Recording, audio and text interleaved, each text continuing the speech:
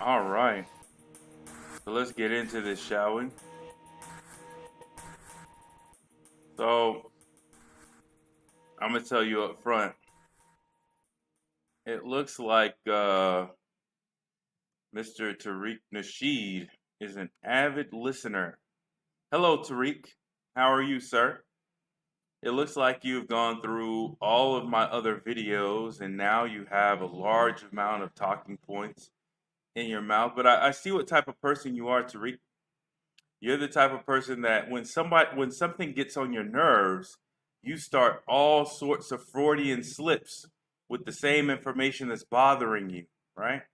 So when shit starts getting to you, you start saying shit that sort of exposes you because the funny thing about you know, watching YouTube Studio more than I use the application, is I could see all of the comments, even the ones that are deleted, even the ones obviously after I delete them.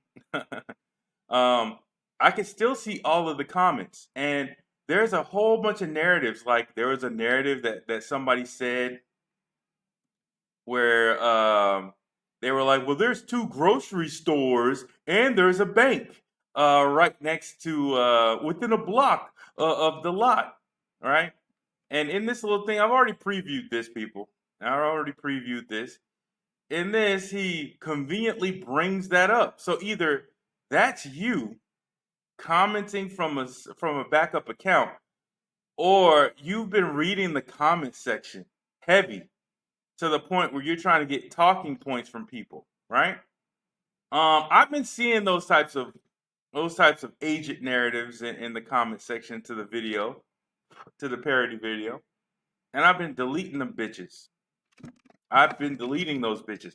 But a large amount of those comments, a large amount of those talking points, you just keep on regurgitating out of your mouth. I'm glad I left some of them up because you can sort of see, you know what I'm saying, that type of narrative come out of your mouth. Because, like I said, that's either you or you basically desperately are trying to read somebody else's logic because you can't figure out logic on your own. In either way, either one of those cases, that's pretty pathetic, sir.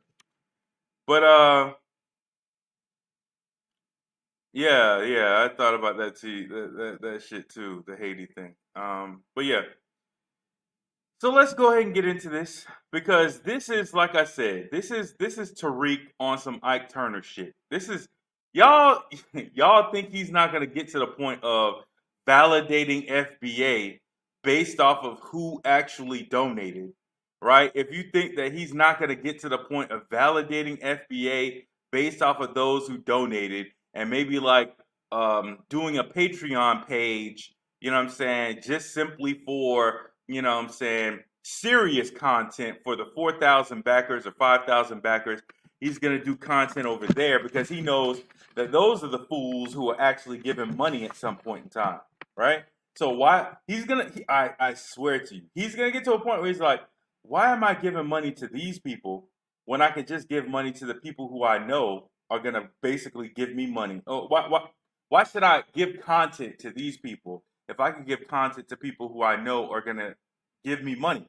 Like these 4 or 5 thousand people are the ones who are gonna buy my FBA flag.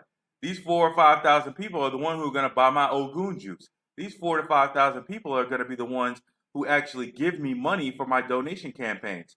So why in the hell should I worry about providing content for everybody? I shouldn't do that. I shouldn't worry about providing content to everybody. I should only worry about providing content to the people who I know are going to back my shit. So eventually he's going to get to that point. But I'm telling y'all, this is the turn of Ike Turner esque type shit, right? He's not doing this shit for free, right? He's not doing black empowerment for free, right? If he can't, if it was off code for him to sell any products associated with our pain narrative. Like if it was off code for him to do that, that nigga would exit stage right tomorrow. Actually, fuck that. He would do that today.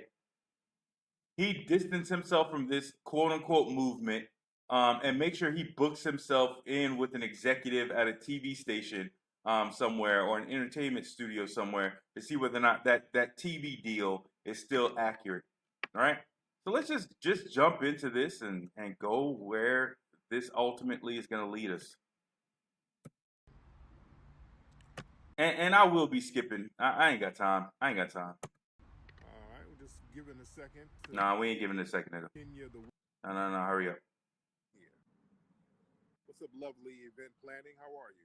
Okay, that's nice. Let's keep it rolling. I can't pronounce your name, but All right, so let's roll. Since you can't pronounce the name. y'all bear with me 1 second. Nope, ain't bearing with you at all. Let's hold. Let's roll. We got 5 days, and I believe that Oh, back that up. Back that up. we still got a lot to go. We got a lot to go, and I think we can do it. We still got a ways to go. We got 5 days, and I believe that we can do it. See, that doesn't make any goddamn sense, man. Does that make common sense to you? Like, does that make common sense to you? Anybody? Anybody? Bueller? Does that make common sense to you? You got 5 days, but you think you can still get it done? How? In what universe? What Loki universe are you smoothing over to? And yeah, that was a reference to Marvel. Marvel's racist as shit. But anyways, what universe are you sliding over to? Right? In order for you to take advantage of this notion that you could raise $500,000 in 5 days. Where are they right now? Hold on. I don't have my voice meter up. There we go. No, not voice attack. That's what. But where are they right now? I think they're at 500,000. I think they're at 500,000. But you're not raising that in 5 days. But this is like the pimp talk that goes along with that, right? Hold on 1 second. Browser. Go. Go.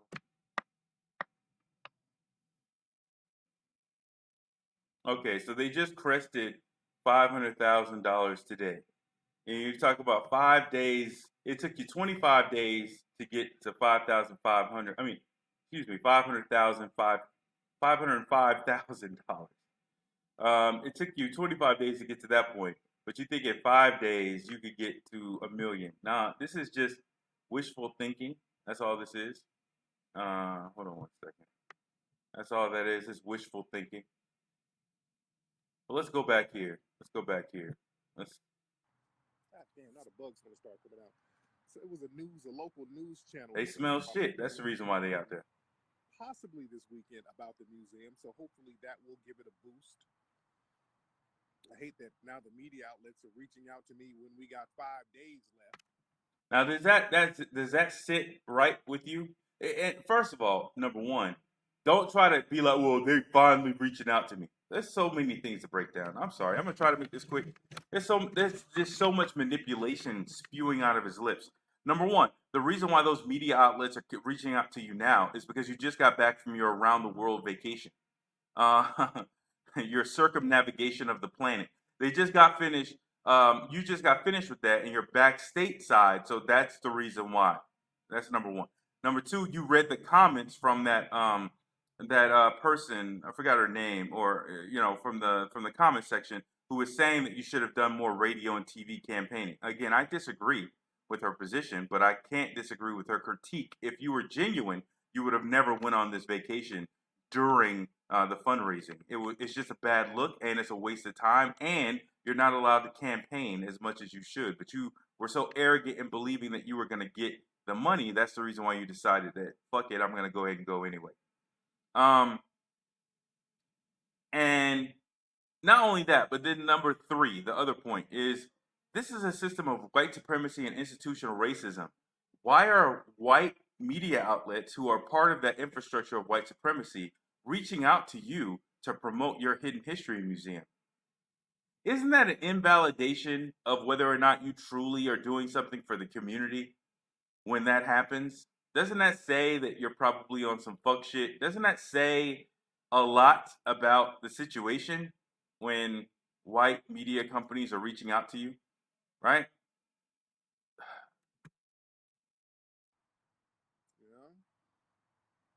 What's up, A Fells? You put 5,000 on it, my man. I appreciate you, bro. My man put 5 G's on it, man. I appreciate you, brother. If you really did it. All right.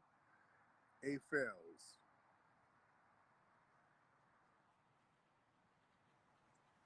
Well, I can't extend it. I mean, it's the That's campaign is going to end in 5 days. So, that's up for debate. what's up, Wing?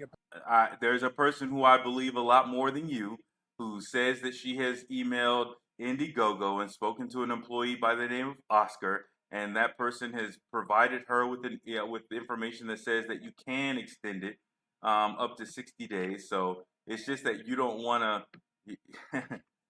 You're afraid of with 60 more days, I might go ahead and do a parody trailer part two, which I may or may not have in a rough edit. And so you don't want you don't want to be further exposed. You just want to get this over and done with. You're like, either I'm gonna call in my Miracle Action Network and they're gonna donate that $100,000. Hold on, Wingy Apparel. shut up, nigga. Or they're gonna donate that $100,000, or I'm just gonna quietly move on to my next hustle associated with turning FBA into an ethnicity group and somehow try to sell something around that. That's what's going on. That's his next little project. So, we got 5 days. And yeah, my man, shout out to that brother right there. What's up, Corey Bush? You put 200 on it. Yeah, man, we can get it popping. We still can get it. We still can get it. No, you can't. A lot of folks coming in the room. You're pro FBA. Okay, you're a Nigerian brother. That's what it is. That's what we need. We need more brothers like you who are allies. So no concern of whether or not he's Igbo, right? Whether he's Igbo Nigerian. Should we go there? Do I need to go there? I think we do.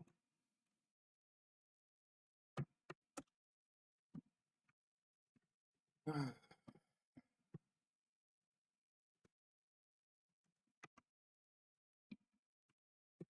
we go.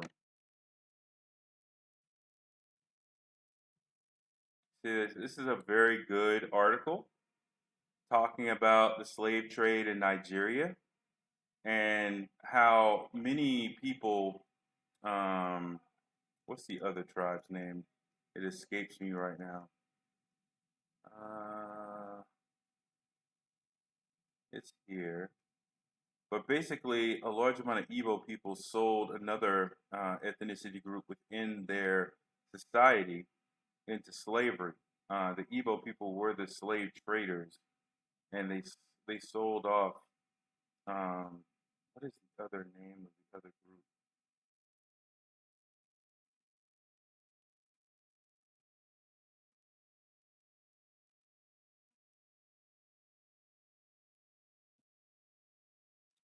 Can't find it. It should be in here.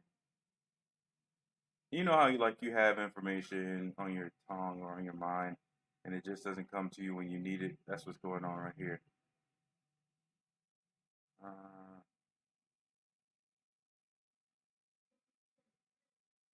yeah, it's not coming to me right now. But basically, it's here. But basically, if a person is Igbo Nigerian, they come from that lineage of slave traders. Um, they are the ones who sold a large amount of their fellow Nigerians into slavery, right? Um, and so that tribe of people that you're talking about when you're talking about Nigerians, those are the people who come over here, and in general, those individuals are the ones who are looking down on descendants of American slaves because from a direct line of their wealth, they can in many cases track it back to the slave trade directly, right? Forgot the name of the other people, but yeah, well, I'll talk about that later in a more extended form. But yeah, so long as you just give him money, that's all he needs. Though it doesn't really matter what where you're from.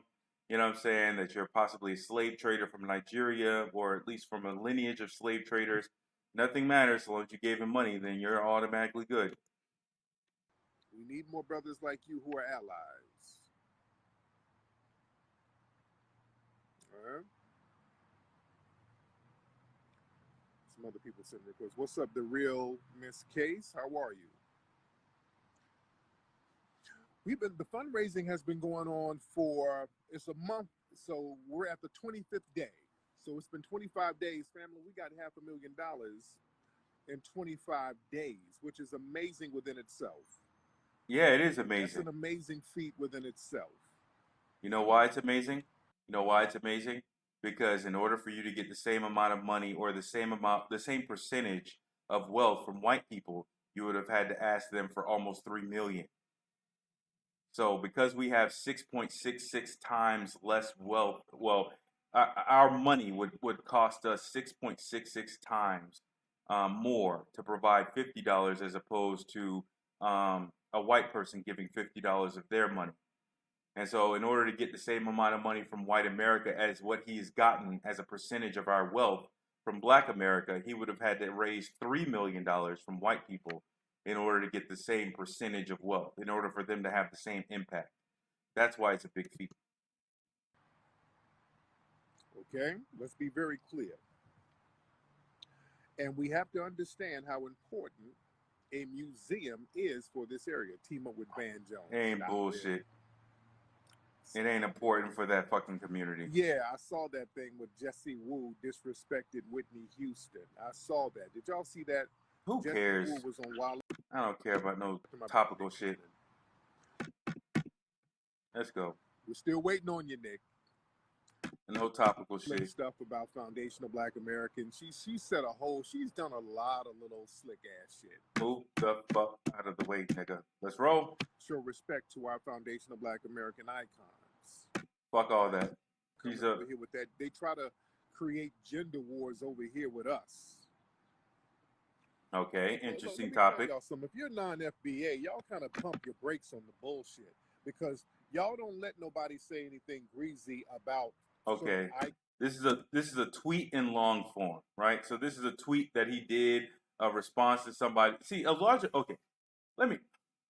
we've figured out what he does so far as his manipulation tactic of triggering people's racism-induced generalized anxiety disorder. But a large amount of what he's doing on Twitter is getting his talking points together for his videos.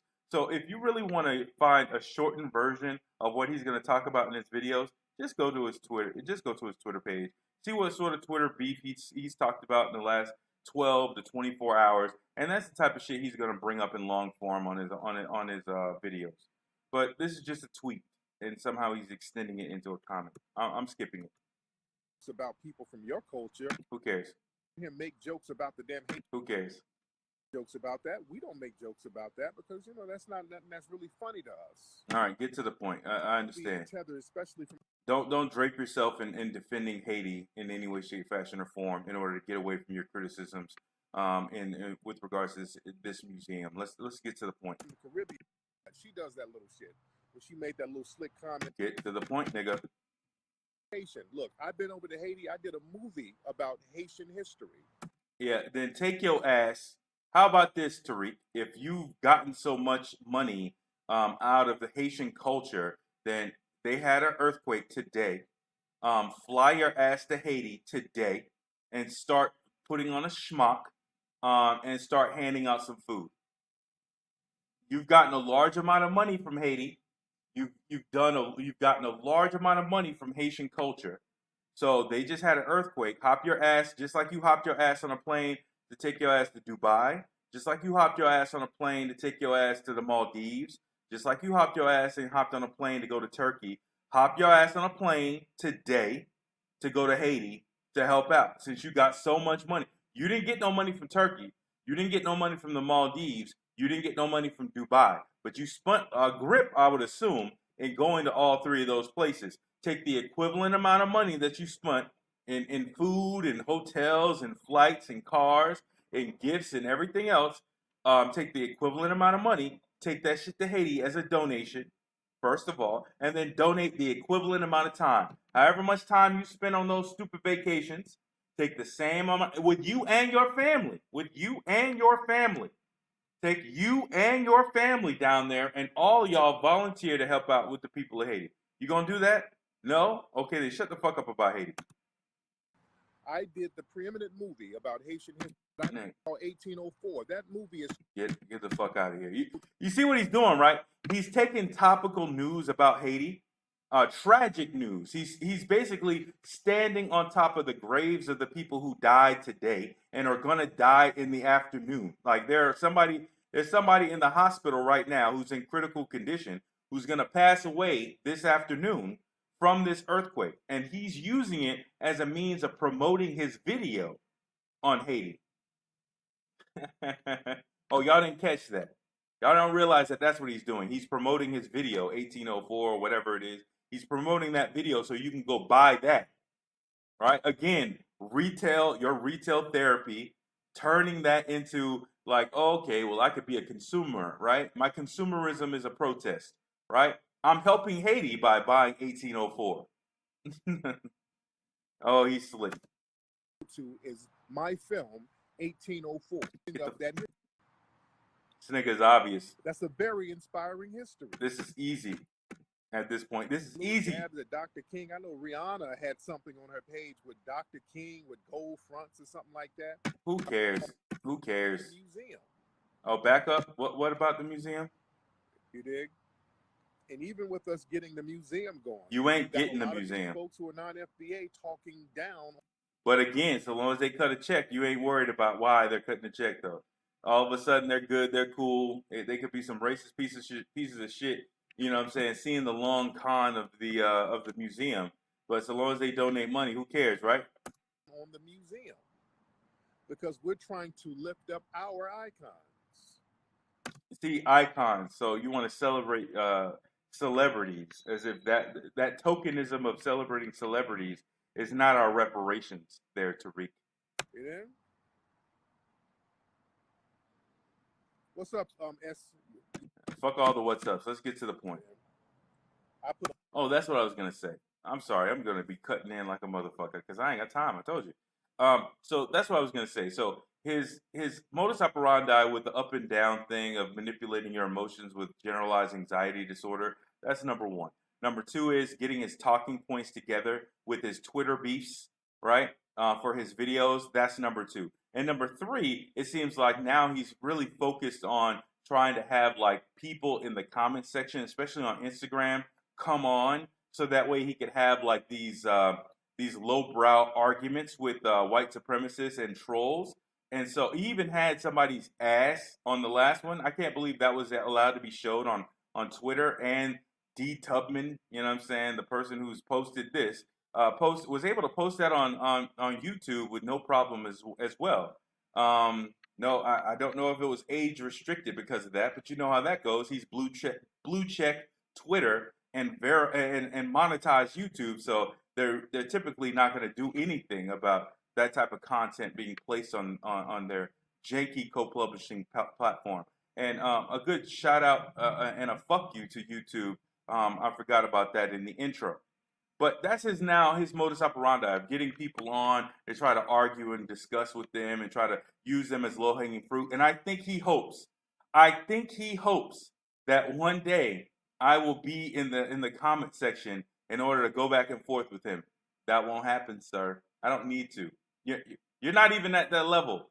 You're gonna fail at this. You're gonna fail at this fundraising unless you activate the Miracle Action Network. There's no need for me to jump on there and explain to people that they shouldn't be donating to you because it looks like they already got the message. That's what it looks like. It looks like they already got the goddamn message, and I don't have to go on your little do a little back and forth with you on your little bullshit Instagram in order to give you free content, right? I don't have to do that. So if you're hoping for that, I want to let you know that that's never going to happen. If you're hoping for that, just know that that's never going to happen. A lot of energy into it. We had a great time shooting the film. Our brother Wyclef was in it. So many great people. We had so many great Haitian scholars. Man, it was all love and it was all respect. Okay, fly down there. So we just asked the same. Okay, fly down there. When it comes to us uplifting our history, we don't want people coming in taking jabs at us. Yeah. Okay. But family, this is why the museum is important over here. 1804. I'm waiting. And if you haven't, No commercials on the death of somebody. I'm gonna give you a whole bunch of skips for that, bitch. Let's go.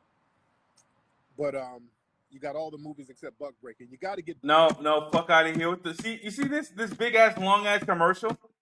Fuck out of here. Let's go. the blockbuster movies from the major studios. It was the #1 movie, not just right now. It's still the #1 documentary. Now you go to Amazon now, it's still #1 documentary. It's been #1. White validation is what this motherfucker lives on.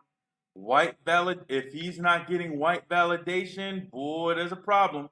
White validation is what this nigga lives on. Documentary for about like 3 months, but when it came out, it was the #1 movie. It was outselling everything because it was that heavy. People didn't think that we were going to go that deep. The movie shocked people. They were like, "Oh, damn, y'all." No. Let's roll.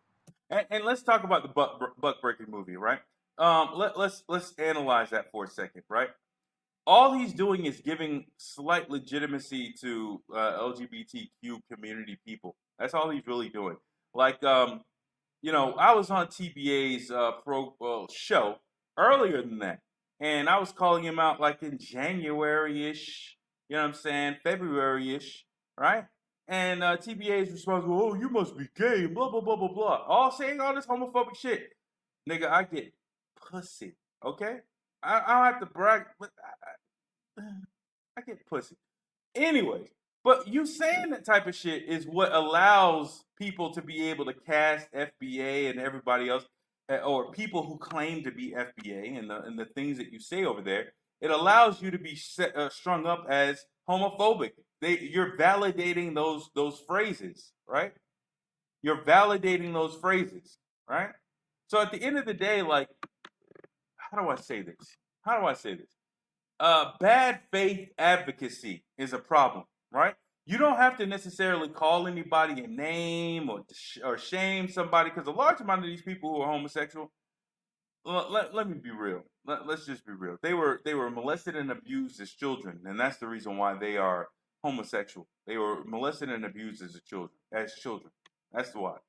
Right? So when you're bringing up the topic, you have to factor that in, right? You have to factor in that victimhood of those individuals. And at the end of the day, that's not being brought up into the narrative. You could just leave it on the lane of y'all are distracting for our reparations claims because you guys are taking the legitimacy of the black experience in America and you're allowing that to be fucking co-opted by mostly white male people in the gay community who are still racist against you, even though you claim to be a part of that community.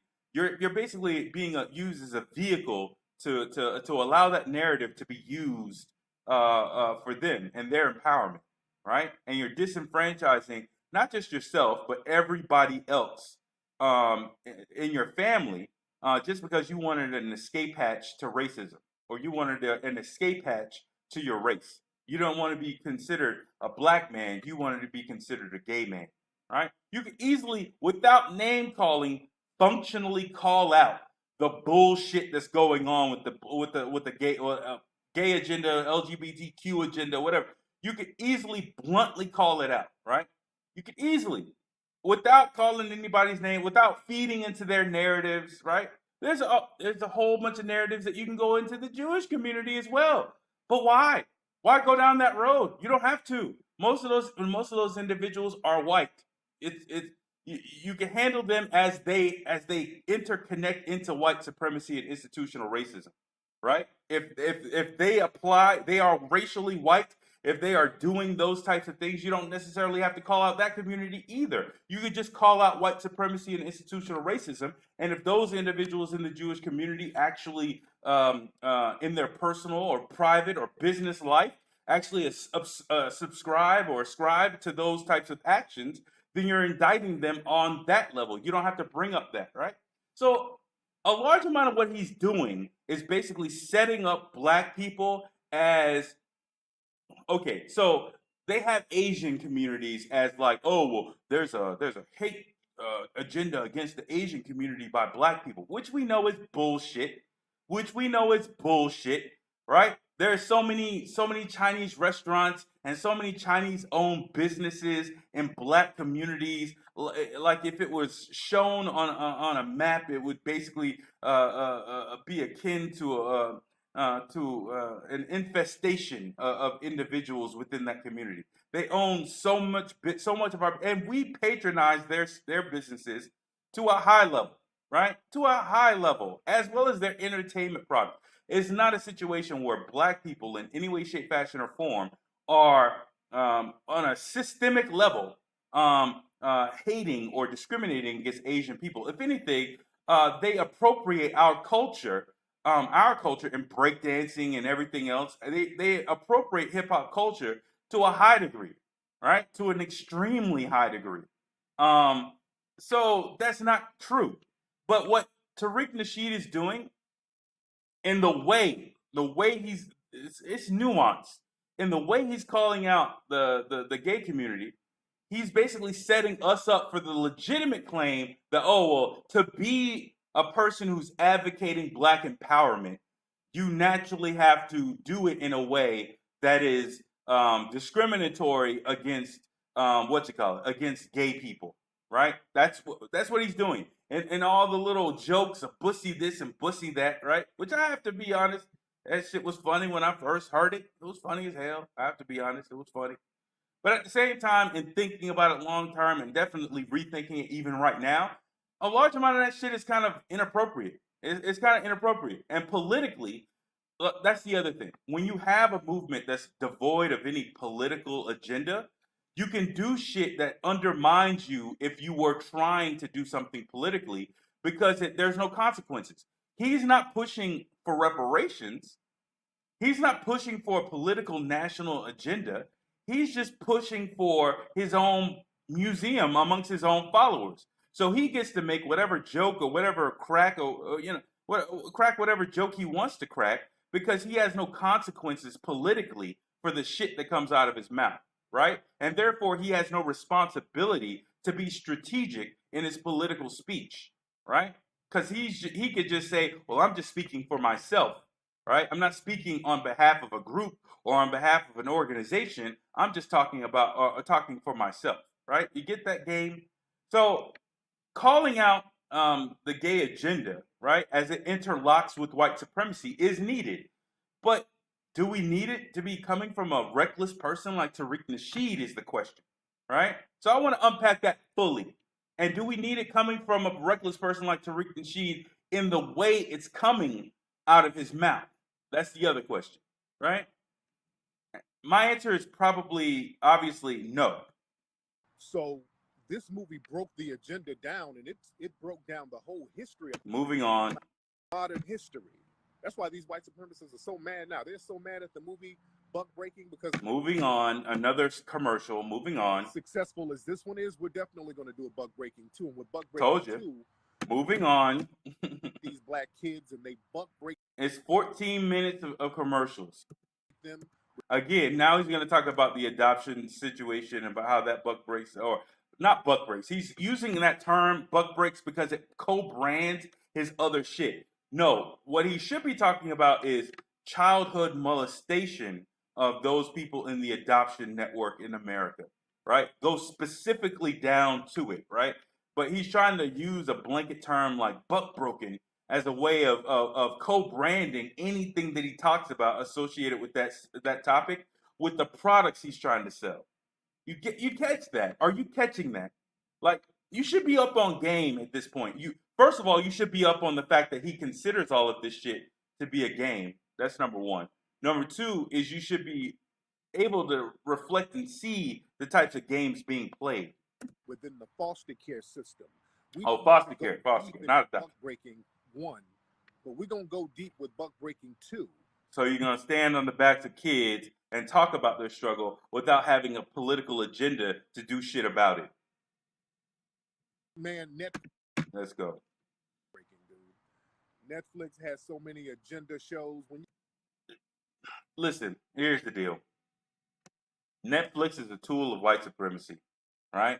And so is Tariq Nasheed. If you think that they wouldn't at some point and with a particular show or particular idea after he's abandoned all association with black empowerment, that they wouldn't be the first ones to take him on with a new project that is supportive of white supremacy. I have a bridge to sell you, or better yet, I have a history museum to sell you because they would. Um, don't believe that there's any enemies when it comes down to Hollywood. They're all on the same team. And the team is to get the cultural richness out of black people, descendants of American slaves, while keeping us oppressed so that we don't actually enjoy any of the benefits or see how powerful we actually are. You, man, I have to screen Netflix shows before I show my children now. What's up, Nene? Dude, do you know how many And ISIS. cartoon? I'm just Saw talking you about too. cartoons. Forget about the shows for adults. I don't even watch that. I have to screen cartoons now because the cartoons be having rainbow flags and they be doing all types of LGBT. Again, triggering shit, triggering. Bringing up a topic with no actual solution, bringing it up reckless because he doesn't actually have a political agenda that requires him to bring it up properly. Just bringing it up, anecdotal stuff in these cartoons now. Netflix is LGBT central, dude. Probably so, because it's white supremacy approved. One kid show on there. It was a live action kid show. I forgot the name of it, and that was a. I don't want to go into your triggering of my racism-induced generalized anxiety disorder. Let's keep it rolling. Just in real life, because I think he's flaming in real life. Nope, keep it rolling. Keep it rolling. He was up here defending white folks because I go in on white supremacists all. No, you don't. Stop it. What you do is you bait people's emotions with topics. That's all you do. And the purpose of you doing that is for you to sell shit to them, right? If you were actually, we're gonna go into this, right? Well, actually, we don't have to. Didn't he start this stream with him saying that he had an interview scheduled with a whole bunch of media companies now, and that they're trying to schedule it with him now? I'm sorry, are those media companies not white supremacists? Are they not a part of the TBA and Professor Black Truth labeled white media, right? Are they not? Because you're receiving interviews from those from those companies. So how are you going against white supremacy when you're being interviewed by their extension, by an arm of white supremacy? How? The time, and whenever niggas start defending white supremacists, that means two things: either they're a non-FBA tether or they're LGBT. Well, what is it when they use their media apparatus in order to fundraise for a museum or to push their DVDs and other products by increasing their Q rating in order for other people to be highly aware of their celebrity status? What about that? Does that have a classification in your book? Is it in the sellout category? Is it in the user category? What category is that? You better get to some shit, or I'm gonna start skipping the fuck out of your shit, boy. Those are the two Negroes you're gonna see defending white supremacy. He was on here talking about I be going in on white folks too much. Leave the good white folks alone. I said, nigga. This could be D Tubman on a on a backup account, giving him softball questions that support his narrative. Honestly, this could be anybody. Don't nobody know who the hell this is. How long have you been adopted by white people? When he started talking like that, who knows who that person is? Skip, nigga. And what they do in the foster system.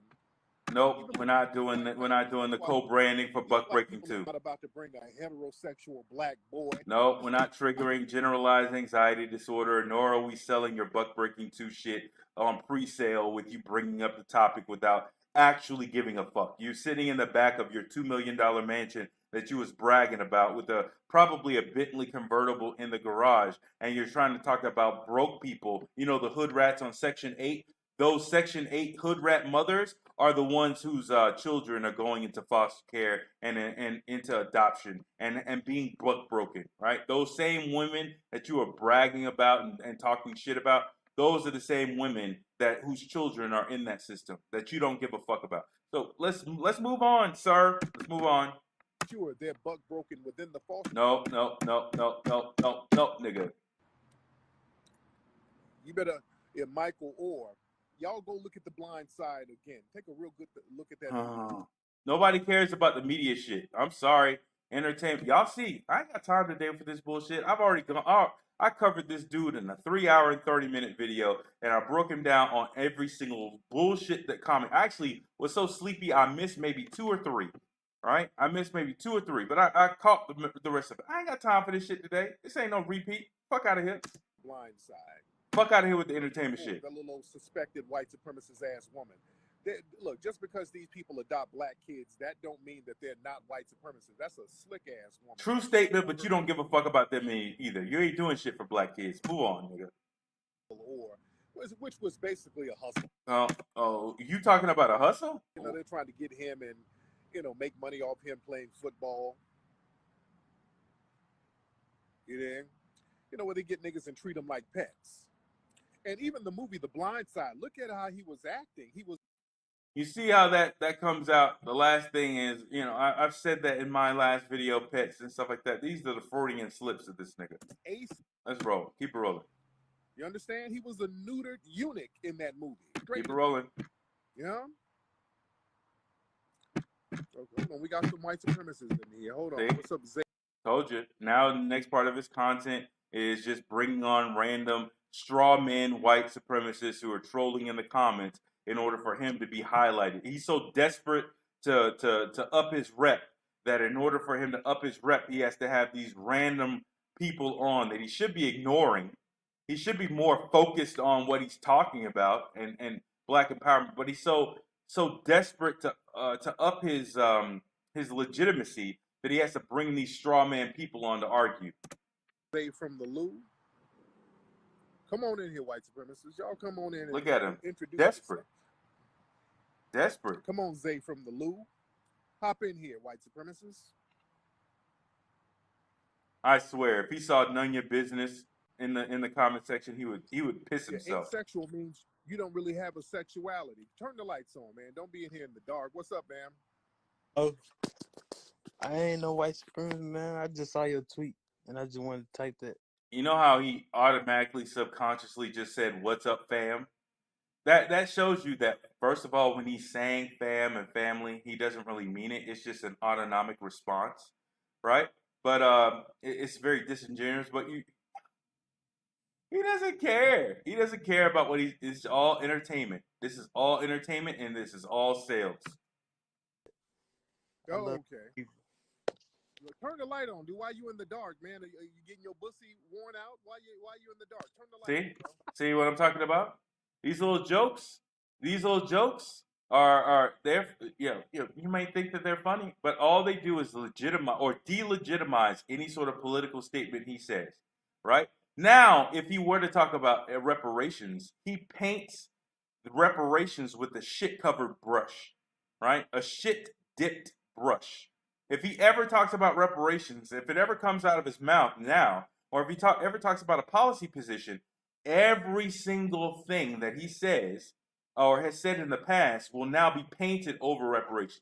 I therefore believe if we start getting closer politically to reparation, he's going to start going hard body for reparations. But in so doing, he's either going to be doing this type of shit on the side, painting it real time with the shit covered brush, or the LGBTQ community, which he's supposedly going to be against, is going to use his comments in order to say, well, y'all are racist too. We need reparations too. We need separate reparations. And they're going to use all of his homophobic statements as a means of saying or having political leverage to say that that's the case.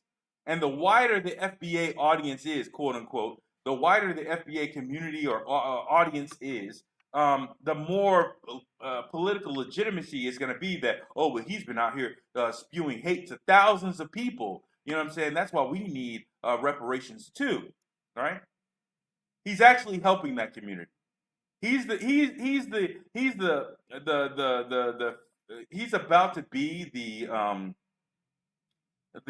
what you call it, the sort of mole in the system for white supremacy. That's what he's about to be. Oh man.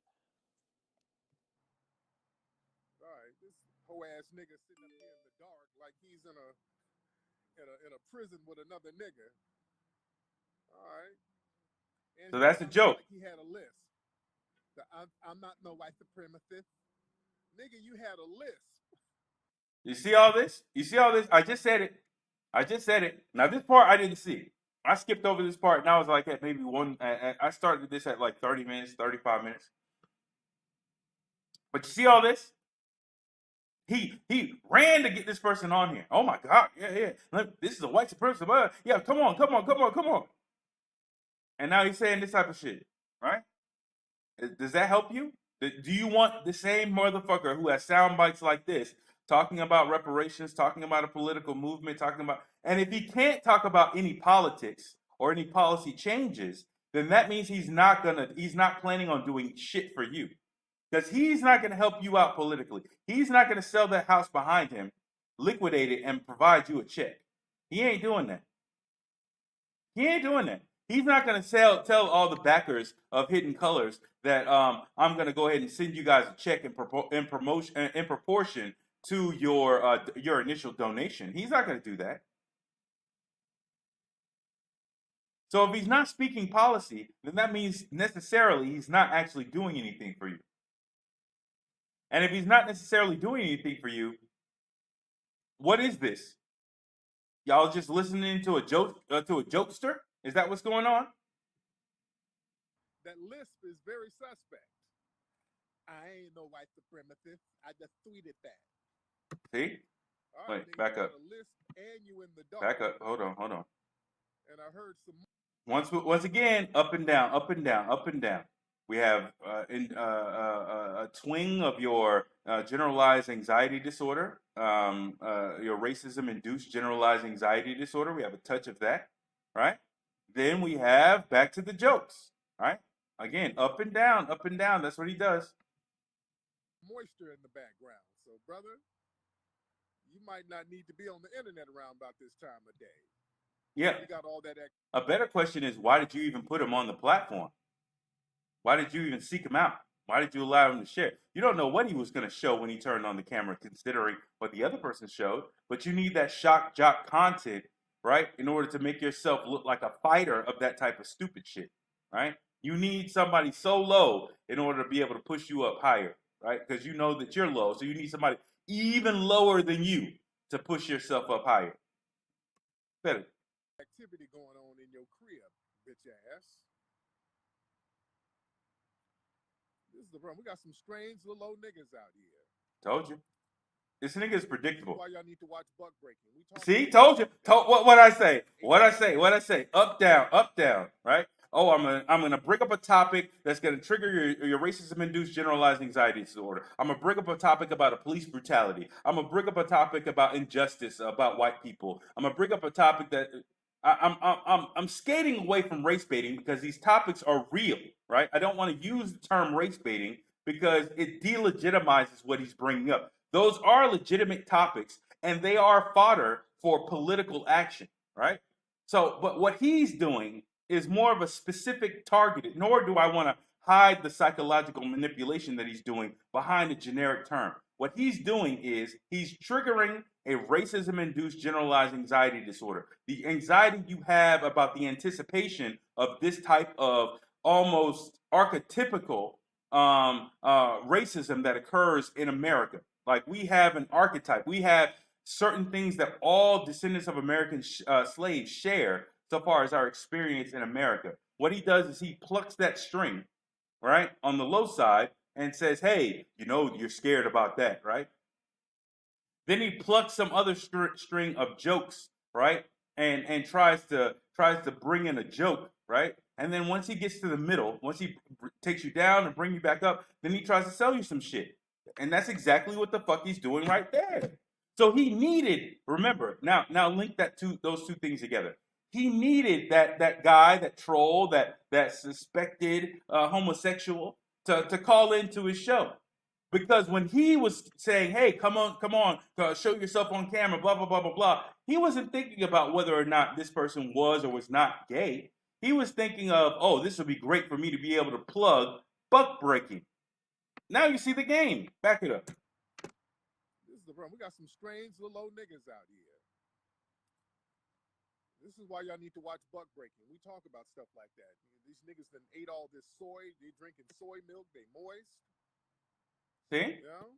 It's a game.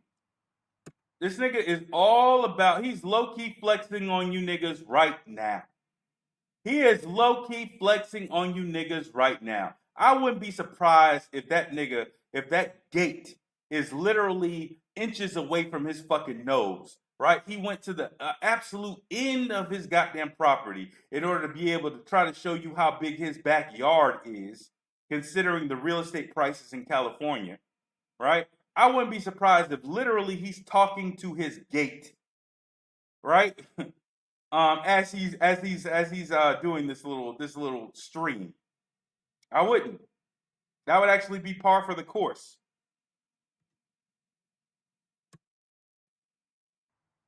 Good Lord. I've been calling up with the lights off. What kind of hoe ass shit is that?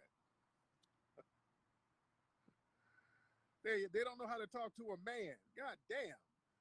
This is what we got to have some manhood here. This is why I want to get this museum so we can have events, so we can bring brothers down and we can kind of be mentors to some of these young fellas out here, so we can teach them how to be men, how to talk to a man. Dude, you don't call no other nigga up and you in the dark hiding like a little hoe. You in the dark hiding like a crack hoe. Learn how to talk to a goddamn man. Again, you see the low-key MGTOW through line, right? You see the macking through line, right? You see the I gotta keep my backup plan close through line. Like, let me always bring in or thread in a narrative of relationships or manhood, so I could always, turn all this shit around and just do some generic dating shit targeted to black men and try to make my Kevin Samuels run at reinventing myself, right? You notice that. We got niggas up here with a lisp, hiding, sneaking around on the phone, can't talk to a man face to face. You're the one who put this nigga on your platform. What kind of shit is that? Come on, man. We got to get the manhood back in the game now. This is what I'm talking about. They got this nigga out here and they're feminizing these niggas. Niggas can't even have a conversation. Niggas call up. Notice niggas be calling up all emotional or they're hiding and they got a lisp and god damn. Are you talking about niggas hiding? Are you talking about niggas hiding? I have a question for you then. Who the fuck is Professor Black Truth? Isn't that nigga hiding? Oh, you talking about hiding niggas who are also emotional. So who the fuck is the Black Authority, and why did that bitch ass nigga he illegally doxed me and tried to induce people to call the police for a wellness check while defaming me and slandering my mental wellness and mental capacities, when I just asked two simple questions of A, his opinion on Kwame Brown, and B, whether or not Judge Joe Brown actually supported reparations. Why did that emotional anonymous bitch do those things? Oh, that's your friend, right? You run with them niggas, right? Oh, okay. Oh, okay. Well, at least we can agree. We can at least agree that is some whole bitch shit. But the question I have is, your friends are doing it though. When you gonna call them out for that? Just be calling up all emotional or they're hiding and they got a lisp and god damn. Learn how to talk to a man like a man. Let's get to it. What's Hurry up, up. Mariah? How are you, dear? You've made your sale point. Now you're gonna go down and up again. You're gonna fuck around with emotions. What's the next thing? Okay. You want to plug it again? You got to have men out here who are doing things so that other young folks can look at it and say, okay, look, I want to get down and be like that brother. We have to be. We've already gone over the I guess I'll have to bring it up again. Should I? No, I don't have time. Look at my previous video, part 1, where I go into that more directly. I'm sorry, I'm not going to be able to do that right now. But what we are going to talk about is the Senate document that basically goes into the wealth disparity by education of black people versus white people. What that actually shows is that black people don't have any wealth in comparison to white people. That's number one. We're talking about on average around about $11,000 compared to over $100,000 for those people who don't have a college degree. So if you're talking about high school dropouts, high school diplomas, and some college, the collective average wealth amongst those people, generically, without thinking of distribution, because we actually are more distributed to the less than college degree side of things. But if you average that out, it's about $11,000 to $12,000. But if you're talking about white people, it's over $100,000, right? So we don't have the wealth for this type of shit, right? So, but he's not bringing any of this shit up. He's just saying, "Oh, you need to just go out there and get it," and blah blah blah blah blah. It's due for self-realism bullshit.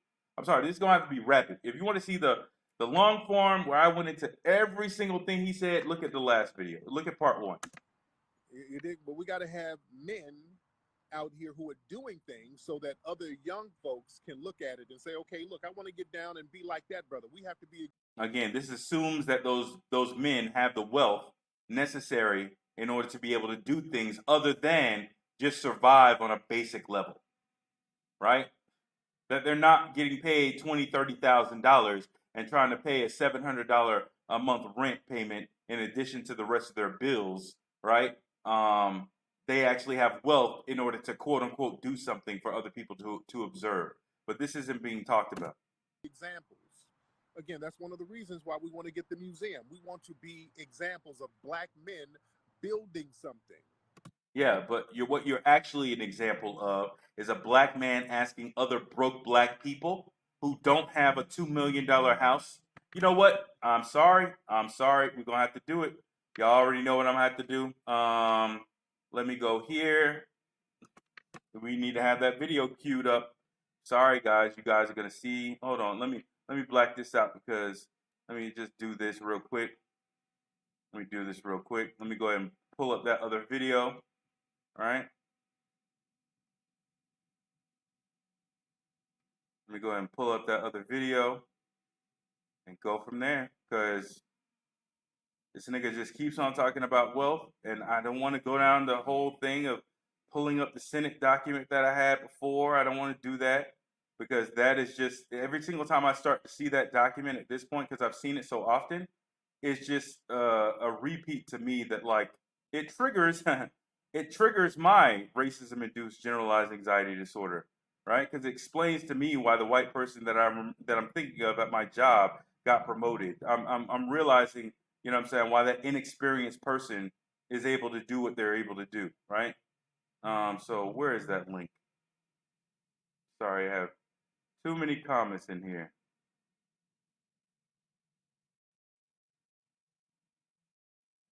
We gonna get this shit done. Hold on.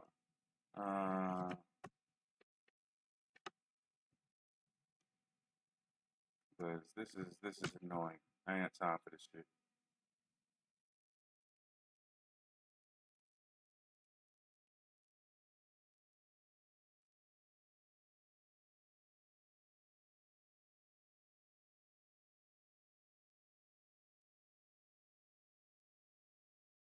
Sorry, y'all. Y'all just gonna have to wait just 1 second.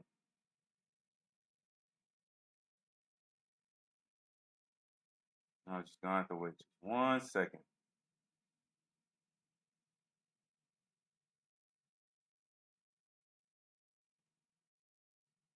Is it this? Yeah, here it is. Bam. So we're gonna have to bring this back on up. You little Section 8 hood rat. This is my home. Okay, let me explain something to you. This I is got a his small home. nigga sometimes. I live in a fucking $2 million fucking house. Yeah. Okay? Keep that in mind That's while my you're hearing shit. this shit. Let me give you a little tour. You see, I got this marble. You see, I got marble. Oh, he My squeaked shit. it. See? This nigga squeaked it.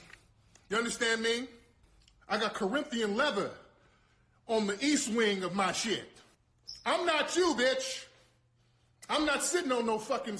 So when he's doing this type of stupid shit in his backyard at the gate with the gates straight to his goddamn nose, so you can see how long his yard is, right?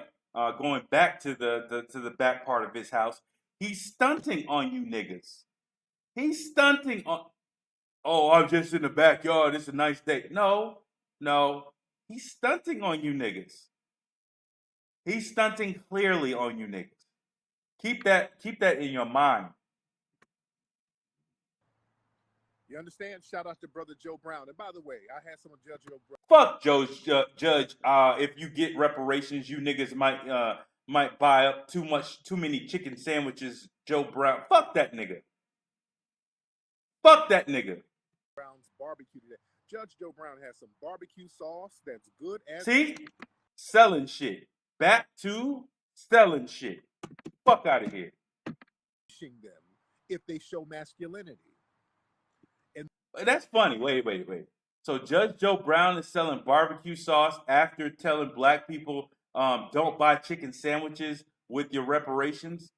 So we shouldn't buy chicken sandwiches. We should instead buy barbecue sauce with our reparations. Get the fuck out of here, Judge Joe Brown.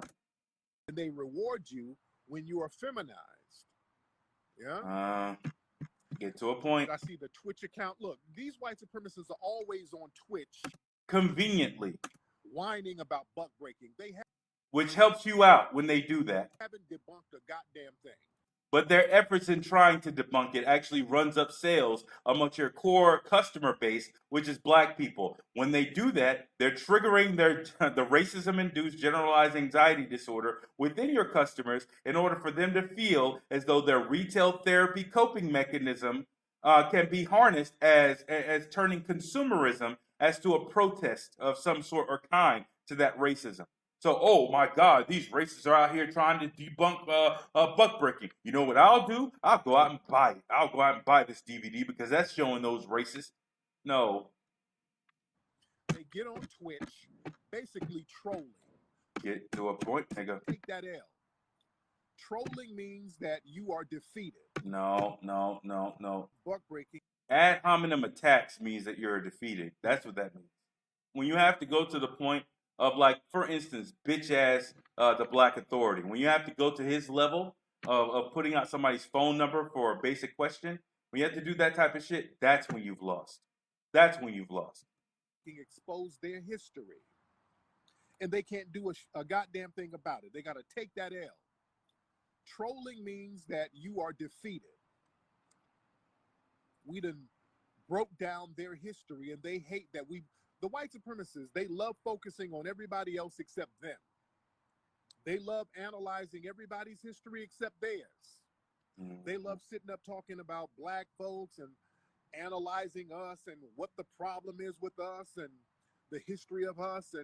And that type of conversation, that type of rising tide of criticism from those white supremacists lifts the boats of you sellout black people to have something to use. Like, oh my God, I have enemies over here. The Proud Boys don't like me. We're gonna go there.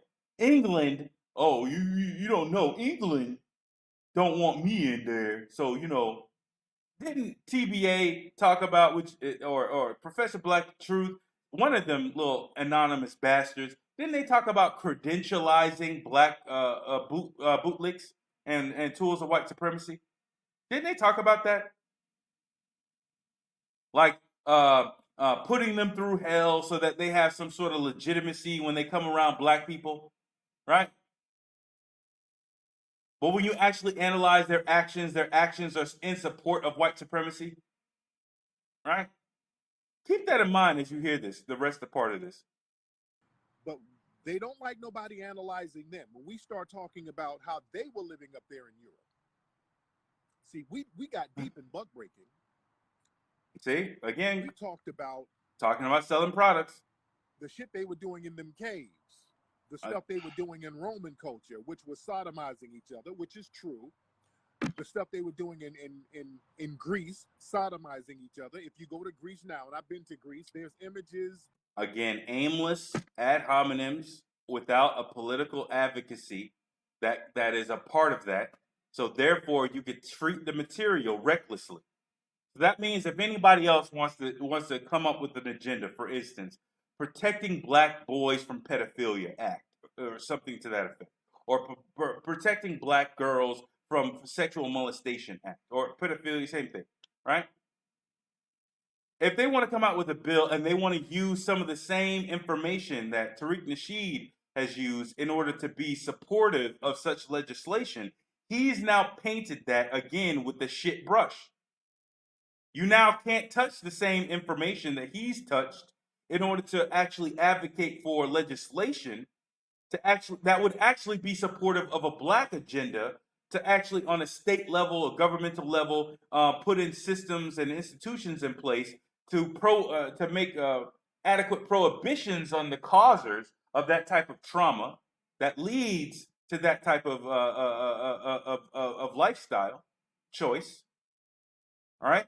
He's not talking about that. He's just bringing up the shit recklessly, throwing it out there, and what it means is anybody who wants to pick up the same information and try to develop a political advocacy around it, they can. That's what he's doing. Y'all don't see that, but that's what he's fucking doing. And iconic statues and stuff of them still sodomizing each other. The artifacts are still there. Blah blah blah. Keep it rolling. You see, this is their history.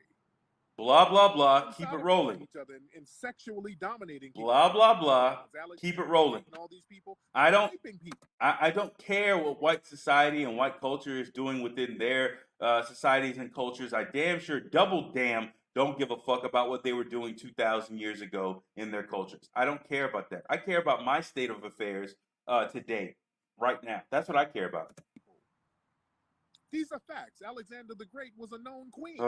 Move it on. Facts. There's nothing to debunk. I don't care about that. Who cares? And they were pedophiles. Okay. Again. That's a part of their history. We broke that down. How they've been messing with kids. Is that leading to a policy position? We break down the Roman Catholic Church. We see what the Roman Catholic Church is. We see what their get down is. That's nothing new. And is that going to lead to a policy position? The Roman Catholic Church and all the pedophiles within the Roman Catholic Church now. I'm talking about today. Okay. They've been doing this for thousands of years. And is that leading to a policy position? The facts. They can't argue with that. All they can do is troll. We broke this thing down. I'm sorry. Is that leading to a policy position? The Spartans, these dudes were. Or is it just leading to more sales for buck breaking and buck breaking 2? Which is now what you're trying to bring up. You've already talked about, well, we're going to go into it with the kids, and now you're trying to. This is pre-sales for buck breaking 2. Like, y'all need to realize, Tariq Nasheed may not even have a conscience. Like, I know y'all thinking, well, damn, you're reading a lot into that. He's not selling shit. Yes, he is. All of this shit is ramp up. Remember, he started throwing out test balloons for Hidden History Museum months ago. He also, before buck breaking actually came out, started talking about buck breaking months ago. He's clearly onto the speak manifestation role with things, speaking things into manifest reality, right? So when he's bringing up this shit early, he's bringing it up because I think he's gonna roll straight over to what's it called to buck breaking 2, and him bringing up this shit now is seeding the customer base of those people who will eventually buy the DVD. But does he give a fuck? There's this person who lives in a white community with a $2 million home in California with the state taxes of California, right? Does he seem like he give a fuck about what's going on with you and your community? Back that up if you do. Back that up if you do. Wait. This is my home. Okay, let me explain something to you. I got a stun on niggas sometimes. I live in a fucking $2 million fucking house. Okay? This is my shit. Let me give you a little tour. You see, I got this marble. You see, I got marble on my. He even squeaked the marble. He squeaked it. This nigga squeaked it. Just in case you thought it was plastic, or just in case you thought it was a vinyl wrap, he went ahead and squeaked it. Shit, see? You understand me? I got Corinthian leather on the east wing of my shit. So this nigga don't care about what's actually happening with you and your kids. He don't care. He care about paying the mortgage on that place behind him. Y'all need to wake up. This nigga is selling something to you daily. This nigga is selling something to you daily. This nigga has a target of the amount of sales he wants to do to this community of people annually. Period. He has a target. And if you're thinking, well, he has a conscience, he really cares about our community. If he cared about the community, he would be speaking about political action, and in so doing, speaking about political action, he would monitor the means or the way in which the words come out of his mouth talking about certain topics to make sure that they weren't detrimental to that political action. And he's not doing that. He's just speaking recklessly because all he's trying to do is ramp up your your racism-induced generalized anxiety disorder, take you on that roller coaster ride of ups and downs, and then sell you some shit after that. Because that's the only sales tactic he knows. That's what it seems. In relationships with each other, raping each other. And when they came among black people, they were continuing that rape culture. Yep. And what are you doing about it? So Buck Breaking broke that down, and they're mad Told about you. it. See? He mad. Who See? cares? And you can protest those racist people being mad by buying Buck Breaking today on blah blah blah blah blah. You see, this is why I like us doing stuff independently. See, we don't have no bosses to answer to.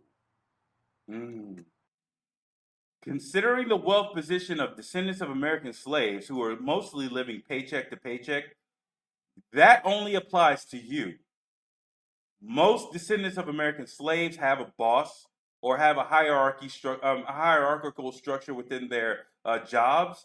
That means that they do have a boss or a manager, and they're living paycheck to paycheck. Which is the reason why on the last which I didn't cover, you had that one chick wake up in the middle of the night talking about something she was going to donate to you on Friday when she get her check.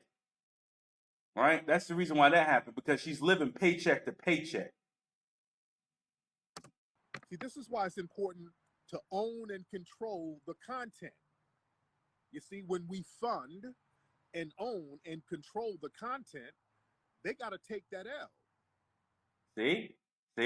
So if we own this Hidden History Museum, despite the fact that no plebiscites will be actually instituted and you won't be able to see, or as of right now, you cannot see the bylaws associated with our nonprofit, don't worry about that. If you donate, then we own, right? You know? See, when we let them fund it and we do something or say something that the dominant society doesn't like, then they can go to the white paymaster and they start punishing everybody and start depriving of resources. See, this is why we got to be resource-based. Resource-based. I God damn it. You son of a bitch, you. You son of a bitch, you. You goddamn son of a bitch, you.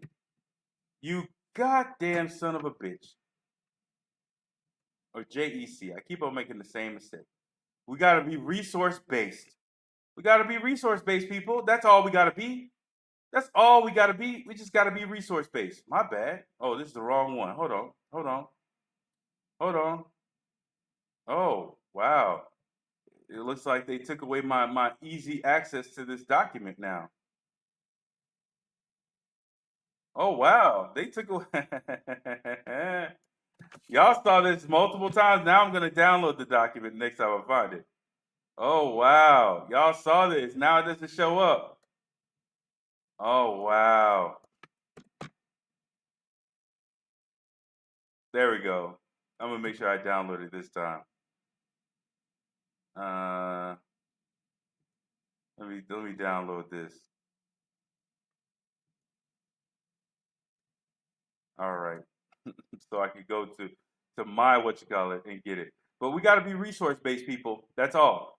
We just got to commit to being resource-based, right? That's all we got to do. That's all that's necessary. That's all that's required of us. We just got to get in our minds and will ourselves to be resource-based. We got to will ourselves to be resource-based. Do you see that? Let me zoom in a little bit so you can actually see it. You see this? You see this? Go back. You see that? That means that if you went to college and got a degree, you only made $6,000. You only have $6,000 more wealth than somebody who dropped a white person who dropped out of high school. All we got to do though is just choose to be resource based, according to Tariq Nasheed. All right. That's all we got to do. You know what? Every fucking time I have Tariq Nasheed on, because we keep on coming back to the same goddamn thing. I'm gonna make sure I have this preloaded. I apologize to anybody who's listening. I'm gonna make sure I have this preloaded next time. This document already up. I'm gonna have this already up because it's gonna be relevant to almost every last one of my commentaries on Tariq Nasheed, if I ever have one in the future with him. Because I think he really floats to irrelevancy after the failure of this Hidden History Museum. But if he ever pokes his head up and becomes a distraction and I have to talk about him, I'll make sure that I have this up and this up every single time. Okay? So I apologize for my lack of preparedness. But we just got to choose to be resource based, people. Don't worry about the fact that based off of these numbers from 2016 data, which makes it even worse now, that your net worth is almost goddamn $350,000 less than a white college degree person. That you should have almost you should have almost damn near 5 to 6 times the amount of money that you currently have if you were to try to have the same amount of money as a white person with a college degree. Right? Don't worry about that. Don't worry about the cashier who works at Save-A-Lot, right? Probably, even though she looks like she's broke and poor, probably has about $62,000 of money that she can access, right, on the median, as compared to your median, which is 11,000. The median is 11,000. That means when you start talking about broke white people in this category, you're talking about zero net worth and negative net worth black people at that point who owe more than what they own. They have more credit card debt, more car loans, and more issues and problems than what they actually own. By the time you get to a white person with $11,000 of net worth, you're talking about an equivalent black person who owes like $20,000, $30,000, $40,000. If they were to drop dead today, they still would owe $20,000, $30,000, $40,000 in debt. Right? But we got, according to Tariq Nasheed, we just have to choose to be resource based. That's all. Just choose. Just make the choice. Like, then they can go to the white paymaster and they start punishing everybody and start depriving of resources. See, this is why we got to be resource based. Yeah, we got to just choose to be resource based. Yeah? Easy. Easy. Fuck the white supremacy that you were previously talking about, institutionally and depriving those black people of money, requiring, therefore, and making obvious, therefore, that reparations is necessary. Fuck all that. Just skip all that, buy some old goon juice, buy some buck breaking DVDs, and make sure you donate on Indiegogo for Hidden History. This is why we got to be resource based, and this is why the museum is very important, ladies and gentlemen. Shout out to fuck reparations. Reparations isn't as important as a museum, right? We just got to be resource based and then skip over a whole bunch of shit. And that's why you need to provide your resources to me, so I can use those resources, in order to buy other resources that you could pay to enter. Right? You will have no ownership interest. You could just pay to enter. To my brother Ill Sounds. My brother Ill Sounds did the audio for Buck Breaking. My black brother Ill. Who cares? Promotion. This nigga is just trying to promote. He is a walking billboard. Ill Sounds. Yeah, I caught the reference, my own reference there, TBA. He's a walking billboard. Who's in here now? Fuck out of here. Who cares? You can go to the link right here, hiddenhistorymuseum.com. We got to be resource-based. Don't worry about the fact that you don't have resources. Don't worry about the fact that you got to wake up 12 o'clock at night and you can't donate even $50 until you get your check on Friday. Don't worry about that. Just hurry up and provide your money, because we got 5 days. We could definitely do it, people. We could definitely give the equivalent of $3 million of our wealth, collective wealth, to me with no strings attached. We could definitely do that. We could do that in 5 days. We could do that. We could do that. and get involved because we got 5 days to get to the goal Told of you. the Hidden History Museum. Told you. We got 5 days to breach the goal. If we don't reach This the nigga's goal, everybody's going to predictable. get their money back. Okay, you will. Yeah. And the museum is very important. And again, we were talking about this last night, how some people were saying, well, why a museum? How come we couldn't do a hospital, or how come we couldn't do a grocery store? And I explained, there's already a Black-owned natural You hear that? health food grocery store in that area, which is Simply Wholesome. My brother owns that. You already have Black-owned. Now there's a comment. I'm not going to show the comment, but there's a comment on my video.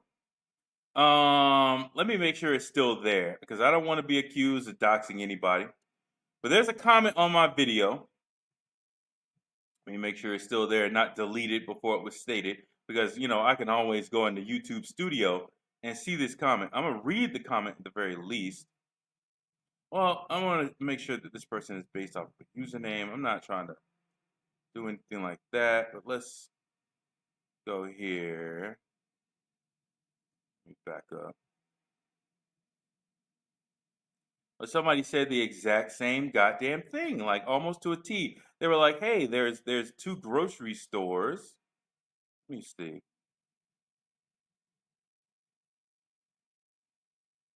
Basketball stadium. All right, where is it? All right.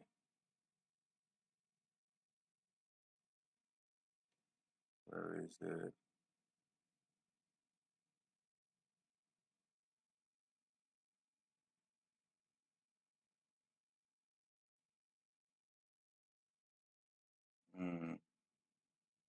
Where is this video? This is long form content, people.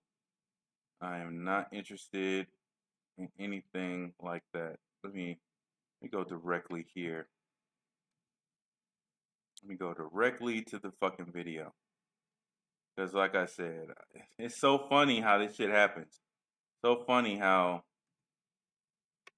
people say shit and it comes out of their mouth. Yeah, I got the other video pulled up. I'm checking the comments real quick. Hold on one second.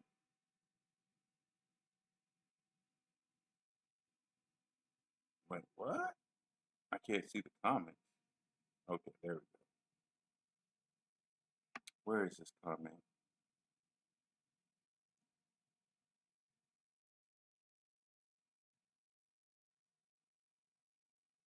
Yeah, this person replies, there are 2 black owned grocery stores and a black bank within 2 blocks of there. What are you talking about? These coin haters are weird.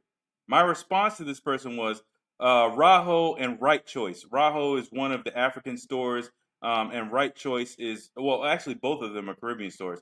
There's like a Right Choice Caribbean store, but they're not necessarily 2 blocks. They're pretty far away.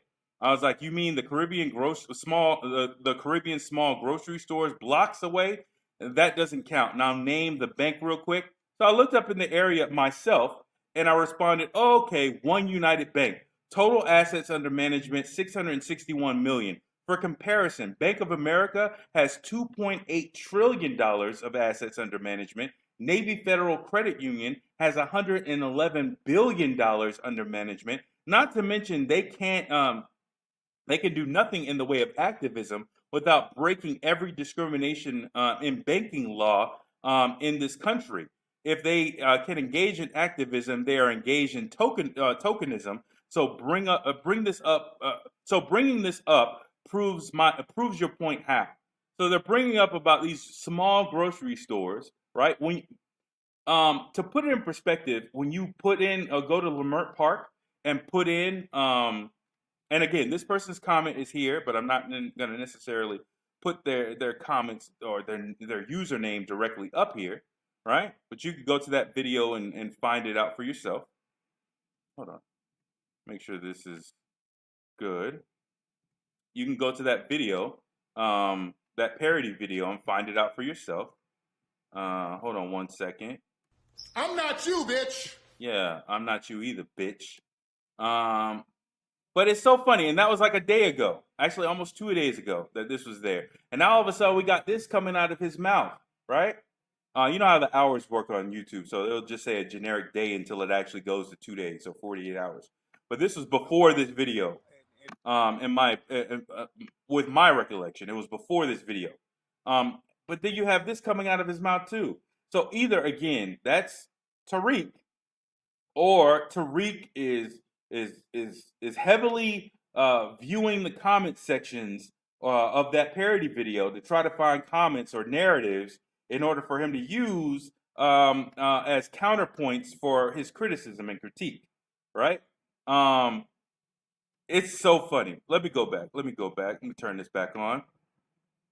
So let's go ahead and back up and hear what he's saying again. Hold on, back up.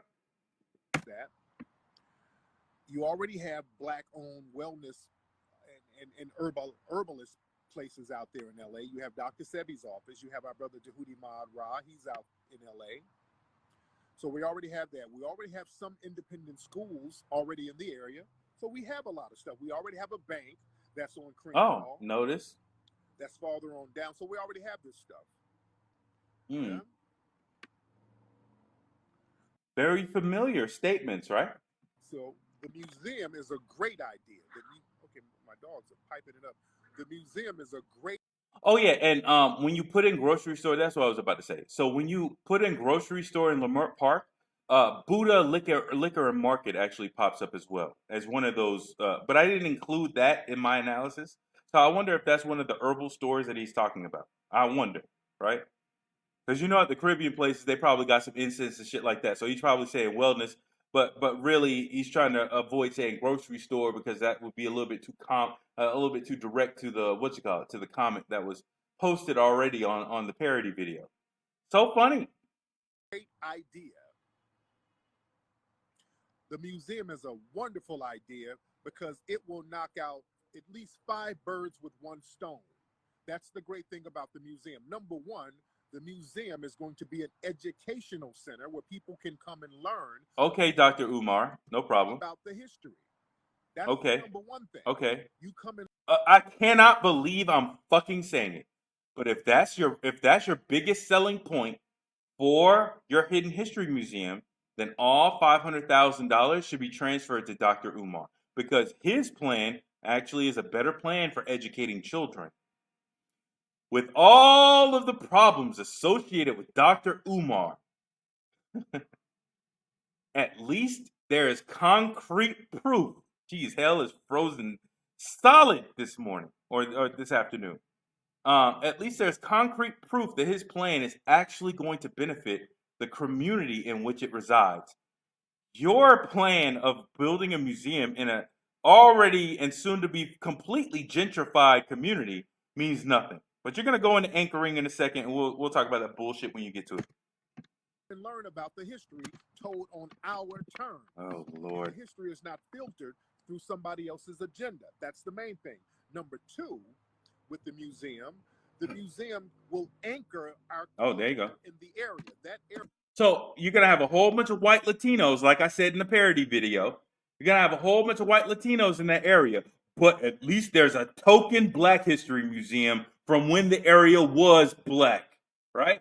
Now he's going to say, well, I could have put it in the Hollywood area with all these white people because there's a whole bunch of white people there. Well, if Leimert Park is being gentrified, how is that a different business plan putting it there as opposed to Hollywood?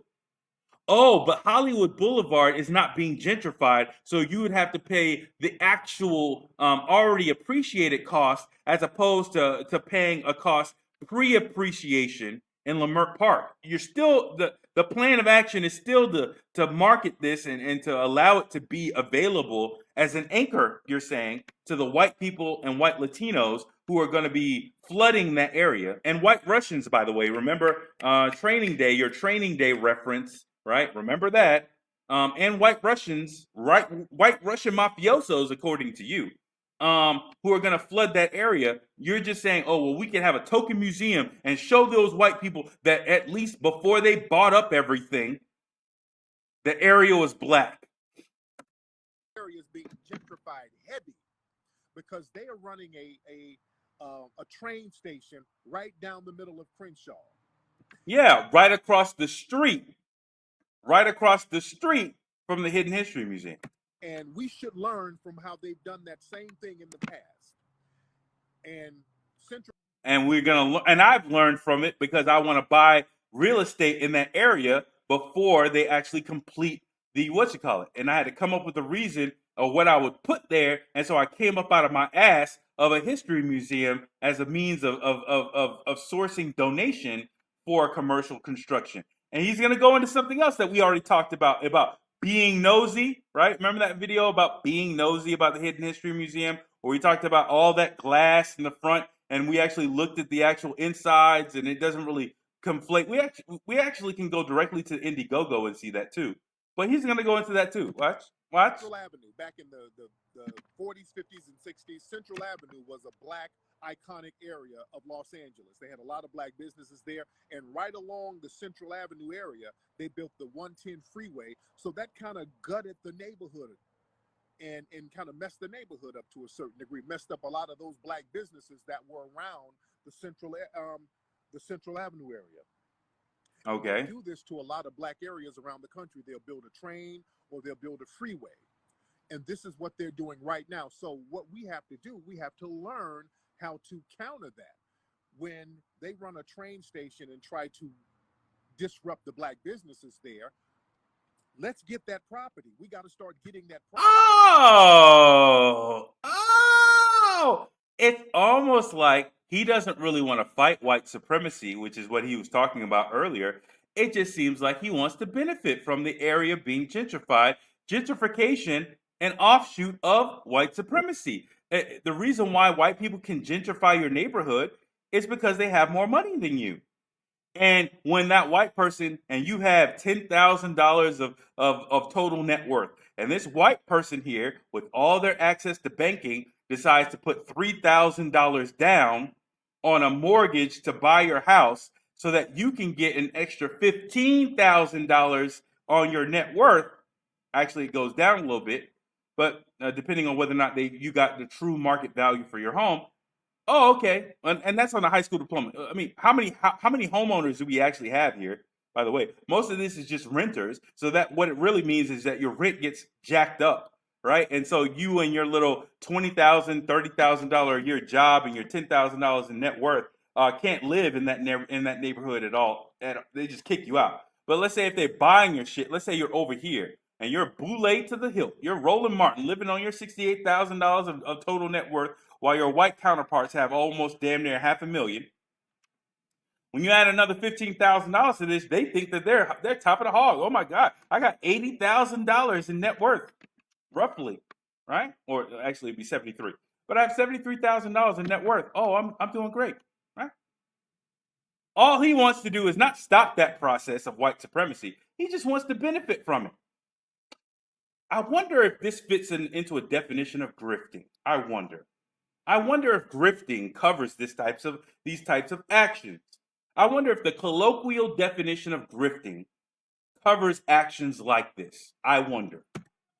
Property so that when everything is up and running like it's supposed to be, we have a foothold. Up and running like it's supposed to be. Oh, okay. So it's supposed to be white people there jacking up prices on black people in the community. So we have to anchor our culture in that area because they are almost like white Latinos anchored their. Nah, should I die? I shouldn't go there. Nah. Are trying to gentrify it. They're making us think, okay, there's no value in that community because the train station is up there. You're not getting any foot traffic. Let me tell you something. In that area, when that football stadium opens up in England. Oh, a football stadium. There's another comment.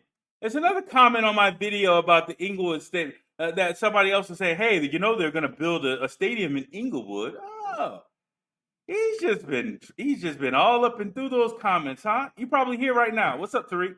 What's up, bitch? Hey, how you doing? Yeah, it's Saturday, man. I ain't doing shit. I'm just exposing you, man. What's up? It's 11 o'clock on the Pacific time. You know what I'm saying? I'm sure you about to yawn, stretch, go back on IG to promote your shit, right? Okay, cool. But let me do my shit. I know you're here. What's up? If you ain't here, D Tubman's here. One of y'all here. What's up? How y'all doing? Hey.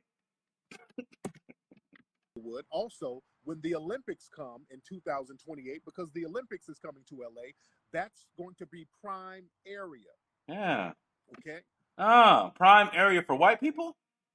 I, I'm sorry. What's the disposable income of black people in that community? Are they going to these football stadiums? Are they planning on buying? The average black person with a high school diploma is planning on buying tickets to the Olympics. No, he knows white money is coming into that area, so he wants to benefit. The question is, are the people who are donating to the broke, impoverished, institutionally impoverished descendants of American slaves who are donating to this museum, would they actually benefit? I have no doubt this nigga is gonna buy that land regardless. I have no doubt. You know, on a business level, I have no doubt he's gonna buy that land regardless. I think he's gonna buy that goddamn land regardless. Okay, we couldn't put a hidden history museum up here. Oh well, I guess go ahead and get a bank loan and go ahead and build me something else. Right? That's what that land's gonna be Tariq Nasheed's at some point in time. If he's not already in purchased it and just left up the sign like it's still for sale, or you know what I'm saying, if he plans on hurriedly purchasing it in the near future, Tariq Nasheed gonna buy that property. Trust me. I believe that. I have no direct knowledge, but I believe it in my heart and soul. He's gonna buy that property.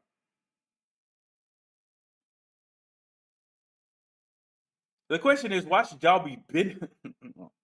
Why should y'all be donating to this shit? That's the question. He's gonna benefit. It's locked in. He's gonna benefit. Is it locked in that you're gonna benefit from all this appreciation of property values? Is it? And if so, where? So we're looking at this thing from every angle, how this is going to be a great event. Okay. The third thing about the museum being in this area, we can also use it as an event space. So when we want to have events, we don't have to keep going to these white venues, explaining to them what we want to do and getting turned. He says we, like it includes you. It doesn't. All he's talking about here is I can have another conference where I charge you niggas a shit ton of money in order for you to come. But we can have a conference here and I could charge you a shit ton of money. Like y'all pay for the place, but I'm still gonna charge you money to come to this conference. That's what the fuck he's talking about. And I get to keep all the money as opposed to spending that money with white people too. I get to keep it. Turned down. We can have events at the museum. It'll be a great event space. My mind is thinking about that GTA. Oh, that was a beautiful transition. That GTA scene. Another thing about the museum, which is going to be very important, the museum will also act as a think tank. We can have see, if you go through my I think I even brought it up last time that white supremacy has had think tanks associated with it and the whole time. This nigga's been watching my content. Now he's saying, well, we could have our own think tank. You've been watching my content, nigga. You've been watching heavy. Damn. I think I brought that up in the last video, but I also brought it up in other videos from like months and months ago at this point. And you've been watching that shit heavy, huh? You had to go back into the album collection and pull out some oldies. Now that shit's coming out your mouth. Damn. Interesting. You ain't gonna have no goddamn think tank, by the way. You ain't gonna have no think tank there, by the way. But it's cool that it's cool that I could add you as a part of my listenership. That's awesome. Black people, because oftentimes when we want to get together and talk about constructive things, we don't have a venue in which to talk about these things. And so he's trying to talk about having private meetings and trying to invoke 1960s era Black Panther, we need our own space to whisper type shit. But there's no political action he's actually advocating. So what the fuck is he talking about? We need a think tank. A think tank for what, nigga? A think tank for what, nigga? We need reparations. That is an open secret and actually is proven now by government available data. Why do we need what? We need a think tank? Nigga, shut your ass up. kind of flesh out ideas. We get around a whole bunch of folks and we start trying to talk constructively, and then people come in trolling, people come in talking dumb. This is And when they do, you hurriedly put them on camera so that you can have some sort of legitimacy added to you, why we instead of ignoring them and blocking them or moving on with your statements. need a location Oh, we that need a will foster location, the kind of right? mentality that's Yeah. going to be constructive. Yeah. When you go Yeah, we need to foster the type of mentality that's going to be constructive. So that's why I'm not going to let every nigga come their ass up in here. You ain't going to just roll your ass up in here saying and doing whatever the fuck you want to do. I'll kick your ass out. So we gonna take it under the umbrella of think tank and say that we going to have some codes associated with this shit, even though most likely none of this shit I'm talking about is actually gonna fucking happen, because I'm not actually pushing for any sort of political action that will require a think tank, which actually goes to the point that I've heard the word think tank be used by another person, but I don't actually know what the fuck I'm talking about.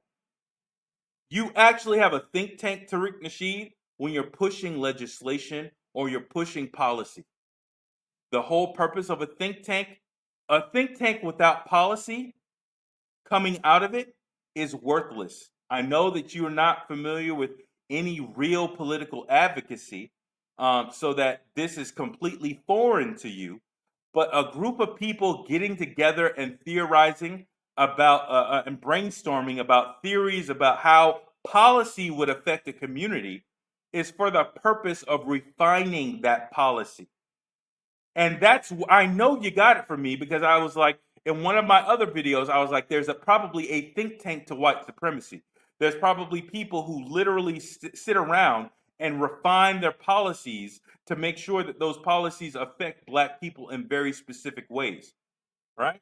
And there's been billions and billions of dollars put into those into those institutions. We can even talk about something as basic as what is that? Um, what is that fellowship or whatever where you go to Oxford? I forgot. I forgot. It's basically an academic scholarship that was actually started as a means of promoting eugenics, but now it's like I forgot. It's like where the people go to Oxford. I forgot the name of it. But basically, you're talking about that. That started with a think tank coming up with that, and the whole purpose of it is to control society or control social arguments in order for it to be pushing towards actual policy, right? So if you have all these people in here who low key are pushing for eugenics, right, then those types of policies can be more easily implemented amongst those groups of people who you artificially elevate to the top of the decision-making class for those eugenics policies, right? So a think tank without policy is dead. So you're talking about a think tank, but you don't actually have any policy that you're advocating. So you actually don't know what the fuck you're talking about. You just heard somebody talk about think tanks, and you just, oh yeah, think tanks. We're gonna have our own think tank, nigga. Okay, think tank. Oh, let's have a think tank right now, people. Ready? We're having a think tank. Okay, you ready? Let's start the agenda. We all need reparations. Here's our proof. All right, are we done? Great, great think tank. We're think tank over. to a museum, you're already going to have a certain mindset walking in. You understand? When you have a museum, you kind of have a certain mindset going in. You're going to be on the same page going in. A lot of times when we try talking down to black people, get together and have some real constructive dialogue, we have to do it somewhere where it doesn't foster the kind of environment that's going to be conducive to educational growth. You know what I'm saying? yeah, because you think of us like this, right? You think of us like this. You little Section 8 hood rat. This is my home. Okay, let me explain something to you. And I got to stun on niggas sometimes. I live in a fucking $2 million fucking house. Okay? This is my shit. Let me give you a little tour. You see, I got this marble. Squeaking the marble. Marble on my shit. See? You understand me? I got Corinthian leather on the east wing of my shit. So you niggas who come into this museum, don't you be acting ratchet. Y'all better, there's a certain expectation that you ain't gonna be ratchet up in this goddamn museum. That's the other expectation, right? So the reason why we need the museum is so that when we have the think tank, that type of ratchetness won't go on. We try to talk about stuff online, and as we see, we get a bunch of white supremacist trolls, we get a bunch of coons wanting to just say something stupid just to get some attention. So instead, what we're going to do is, in the middle of a pandemic, we're going to ask everybody to travel to LA and come to the museum, and therefore you could participate in the conversation in person. This nigga is desperate. Having a think tank area will kind of trying to infiltrate us. Man, if you go steal somebody's shit, just educate yourself a little bit better. Don't just steal a hat. Oh, think tank, that sounds good. Nigga, if you're not talking about policy, a think tank is irrelevant. Always trying to infiltrate our spaces, so we want to use the museum as a think tank as well. A think tank, again, is not you talking to a whole bunch of uneducated people. It's actually a whole bunch of educated people strategizing because they're experts in their field, strategizing about policy implementation. So, in order for you to actually have a think tank, do you understand what that means? That means that you need to go and get a whole bunch of PhD level professors in economics. You need to go get people like, I don't know, Sandy Darity. You have to get a whole bunch of experts in their field in order for you to grab those. That means narcissists. That means that they would be more knowledgeable than you on those topics. They would all be collectively or individually and collectively, they would be more knowledgeable than you. Meaning you and your uneducated, I wrote a MacBook and got on ass would not actually be leading that think tank. You understand that, right? You understand the purpose and function of a think tank? You understand that? Do you understand that Irami Osei Frumpa would have to confirm that he has his PhD before even he would be considered for a think tank like that? You understand that, right? You're just throwing out a term because you know black people don't really, as a generalized organization, haven't evolved politically and on a policy level to see the need of think tanks, right? So you just throw out the term because you think it's a nice little buzzword for the people. Oh, think tank, yeah. We gonna have a think tank area. The fuck? You don't advertise think tanks, nigga. You know, a think tank could probably just be meeting at a goddamn Wendy's and talking about policy that affects 300 million people, right? They could be meeting at a fucking hotel room at Comfort Inn and Suites, and you have 5 PhD economists coming together to set oh, okay, well, this is what the actual interest rates needs to be in order for us over the next 10 to 15 years control this area of the population. That's what, but you want a think tank area. You're going to put up a neon sign. Nigga, shut your ass up. You understand? And the fifth most important thing about the museum, we've been counting down. The museum is going to be a tourist attraction. Oh, we didn't know that. Tourist attraction. Oh, we didn't know that. The only tourist attraction that we have now is the death site of our brother Nipsey. Oh, I didn't know it was going to be tourists. Okay. That will bring people down and will fuel some of the other businesses in the area. All right, cool. Some of the other black businesses? Because that's what you said in the fucking trailer. So now we're just talking about regular businesses. Some of the black businesses or just businesses? Because you've already identified that the area is being gentrified, and we already know that black people, specifically descendants of American slaves, don't have the wealth to even fight that gentrification because we ain't owning the buildings in that area. We're just renting. So it's not like we could say no to the building being sold. It's actually not even a black-owned area right now. It's already gentrified. It's just black-occupied. But we're going to do what now? I'm sorry, back up. Down and will fuel some of the other businesses in the area. But we got other businesses in the area. How many? Where they at? Where's the black-owned businesses in the area? Count them. I bet you can count them on a single sheet of paper. I bet you could put their names down on a single sheet of paper. I bet you still have room to put some more. Black owned, not just black targeted, black owned. Descendant of American slaves owned. Let's exclude Nigerians, Ethiopians, and anybody else, Kenyans, anybody else from that list. Caribbean people, that means your two grocery stores, Right Choice and Raho, don't count, right? So let's talk about descendants of American slave businesses. I bet you can't. I bet you could write them all down on one single sheet of the front side of one single sheet of paper. I bet you could. But you thought it was, oh, we're going to help those businesses. You didn't say black businesses, and you damn sure didn't say descendants of American slave businesses. The area. You understand? So we thought this thing all the way out. This is why Okay. this is going to be a phenomenal idea. We just got to get everybody on board, and we got to get this thing fully funded. No, it ain't going to happen in 5 days. The problem is when black folks ain't going to happen in 5 days. We want to get together and have a constructive dialogue or really do some constructive protesting. I told you. Activism. Constructive protesting. Again.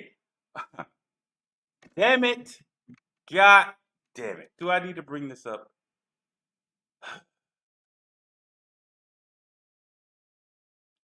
Yep, I do. So we're going to go back here. We're going to go here. It's the little, what's it call it? Somebody said, this is not a scam. Let's read this again. I agree. It's a business strategy. Let institutionally impoverished people pay for your vanity projects by triggering their racism-induced generalized anxiety disorder and guiding their retail therapy coping mechanism to believe consumerism is an act of protest.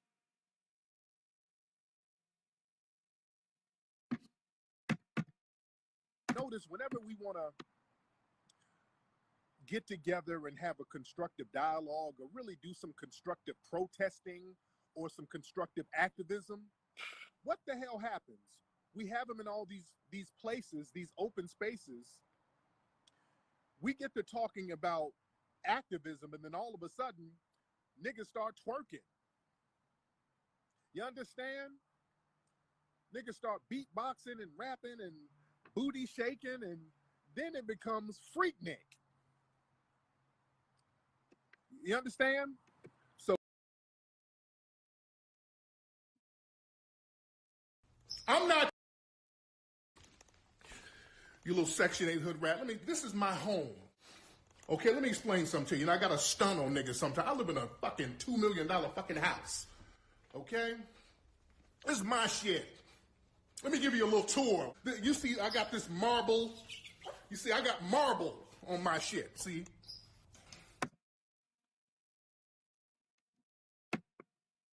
Freaknik. You understand? Niggas start beatboxing and rapping and booty shaking, and then it becomes Freaknik. You understand? So in a museum, we're not going to have no twerking. People know not to twerk in no damn museum. Do I need to add commentary as to how he actually feels about black people? Do I need to say that he doesn't really like you niggas? Huh? Do I need to say that? I don't think so. I think it's pretty obvious. You dig? Real talk. So this is why it's important for us to have spaces like this that are year-round, that's going on all... That you gotta travel all the way the fuck to LA in order to see. This makes no goddamn sense. It makes no goddamn sense. The time that people can come to on a regular basis. Yeah, because, you know, we can fly out regularly to LA. It ain't nothing but what? A $500, $600 ticket, plane ticket. You know what I'm saying? Maybe you know, $600 to $700 for a hotel stay for a week or so, right? Transportation costs, food costs. I mean, we got that money, right? I mean, even if we don't got the money, you know, in the bank, right? We're at least getting that amount of money on our jobs, right? We could swing it, right?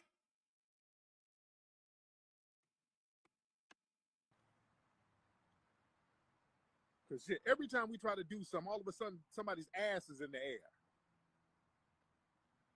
Yeah? And again, when we get to the museum, we're going to talk about some real stuff. Ain't no win, nigga. Ain't no win. If it's truly dependent on donations, ain't no win. We're going to talk about real history. And one thing that I really want to do in the museum is talk about West Coast hip hop. We wanted to have a section about West Coast hip hop, and I already got a whole bunch of the West Coast legends that are already down. I mean, this thing will be so iconic. We just got. So wait, he just talked about the ratchetness, supposed ratchetness of hip hop culture and that element of ratchetness that he doesn't want in the museum, right? He just said that. Am I wrong or am I right? Did I not just hear that? But then he's talking about West Coast rappers. I'm sorry, but West Coast hip hop has a large amount of ratchetness in it, does it not? Does it not? But you gonna pander to that? Oh, okay. All right.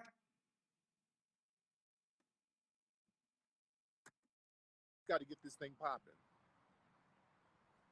We just got to get it done, man. Like I said on my last it ain't gonna happen, man. You only got 5 days, man.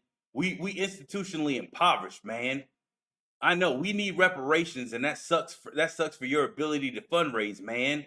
But it looks like you need to focus on our reparations instead of this goddamn museum, man. Your bitch ass up. Broadcast, man. Success is built.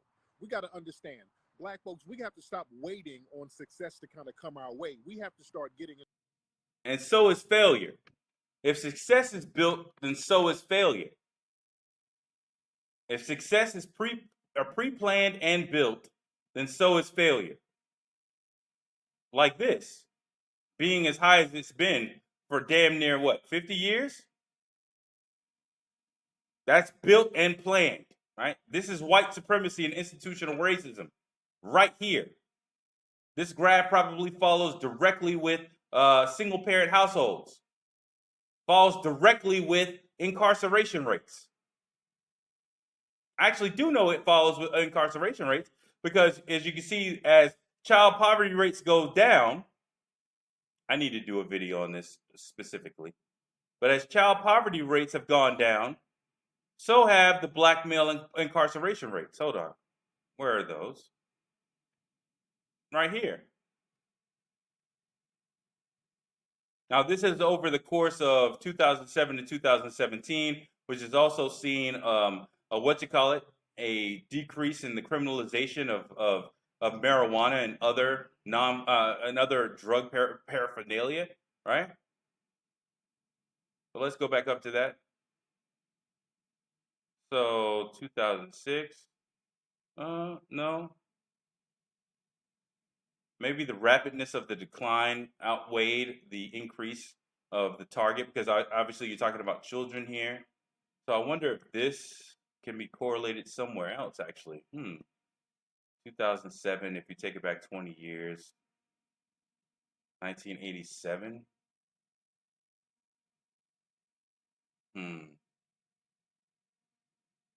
See, I wonder if this decline is related as well. I wonder. I would have to see a longer graph of the imprisonment rates. But I wonder if those are going hand in hand. We'll see. I have to see. I have to get more data in order to see that. But it's almost like, just in general, it's almost like our failure is pre-planned in, right? So if success is built and pre-planned, so is failure. But what the hell are you doing about the failure that is known to black society? Nothing. You just want enough money extracted from us in order to get your goddamn vanity project in your gentrified area.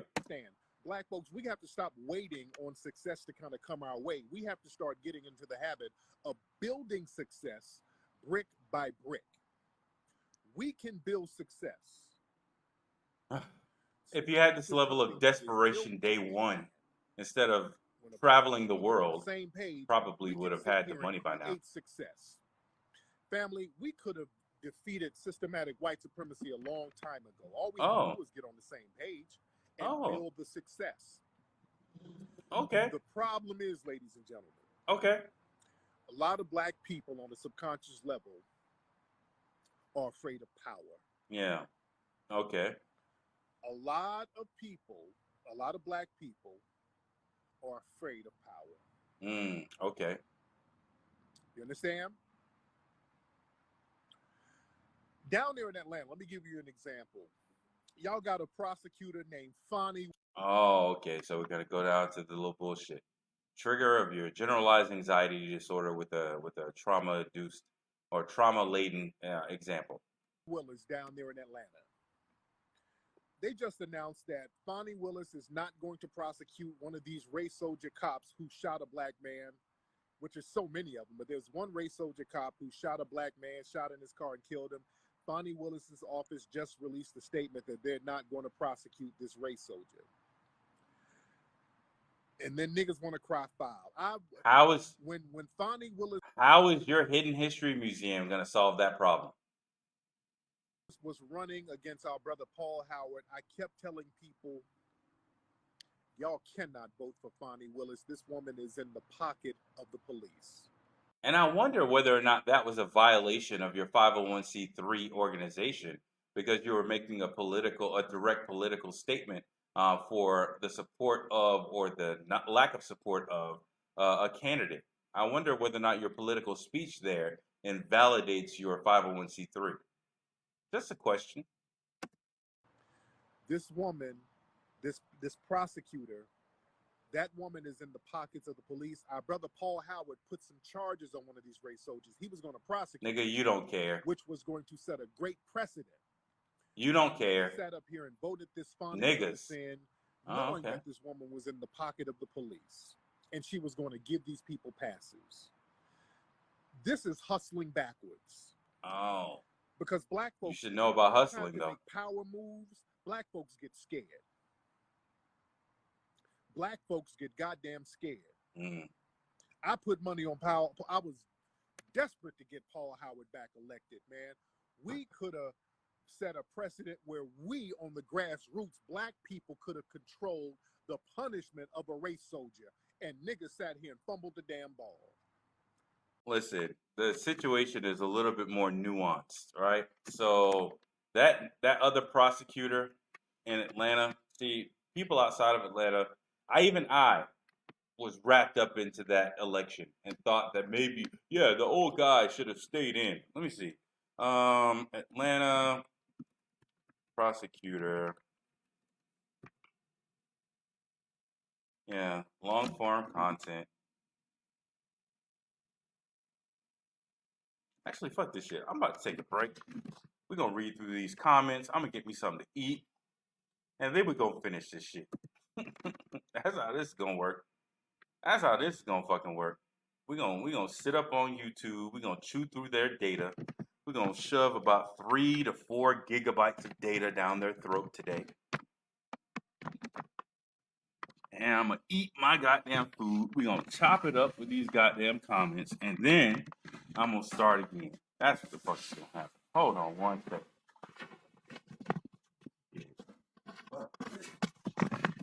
This is repeat. This one. I'm saying the same shit over and over again. This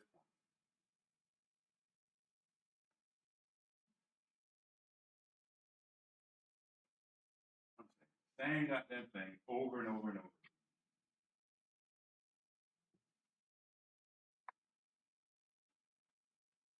So let me not do that. Let me look here. Let me look here. Check this out. I swear I was just thinking about that. I really want to address this Tariq and Haiti. What's going on with that? Because I saw a little tweet that he put out about Haiti. Again, my thoughts on that is if you really want to be concerned about Haiti, take your ass down there. All right? Just like you went to Turkey, take your ass to Haiti. Not just you. Your whole family went, right? Okay. Well, have your sons handing out some goddamn sandwiches to some people in Haiti. Let us see that. Since you want to bring up Haiti. Can't or won't extend. Tell your people the truth. Yeah. Again, there's counter evidence to say that he actually can extend, right? So, but he just won't extend because, like I said, if he extends the deadline, then he's just gonna have all the people who are making content and exposing him in the situation. Um, just bringing them more light, right? And especially if he extends it 60 days and he still doesn't make $1 million, oh, the jokes, right? The laughter, right? Especially when you're talking about the bill curve still applies in that situation, right? Um, I think that people have donated a large amount of buyer's remorse has happened as well. I think a large amount of people have donated to that Hidden History Museum, and now as they look at the counter arguments against it and why other people feel as though it's not really something you should support, I think a large amount of people may have buyers, or at least the initial people who donated, may have buyer's remorse. Right? They've donated $500 and now they're realizing, shit, I got to pay rent, or they donated $100, $200, and now they're calculating in their mind, okay, well, I'll get this back in about 30 days, so I'll be able to buy this or that, the third with it, right? So if you extended another 30 days, all those people with buyer's remorse, you're pissing them off.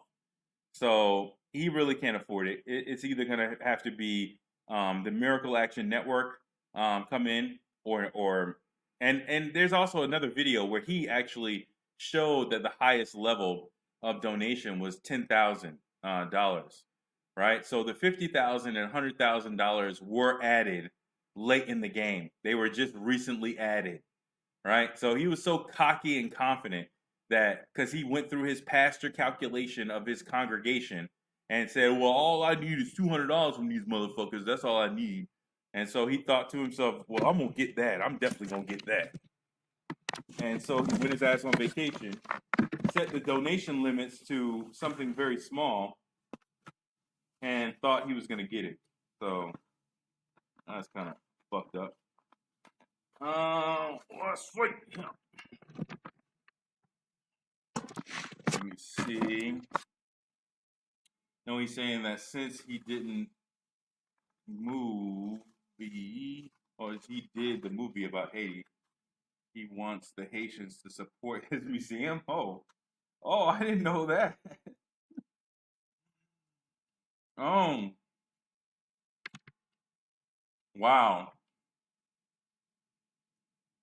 How are they supposed to support the museum? Haiti is one of, if not the most impoverished nation in the Caribbean and probably in the Americas. They're supposed to do what? Well, sit your ass down somewhere. I'm gonna do something.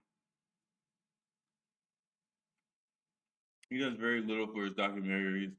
The community pays for them, and his team gets the people for the documentary film and everything else. Yeah, exactly.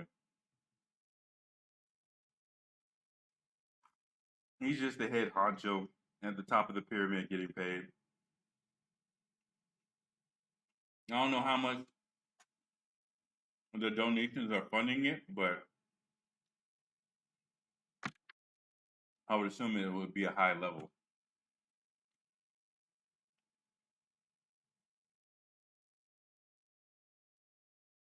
Exactly.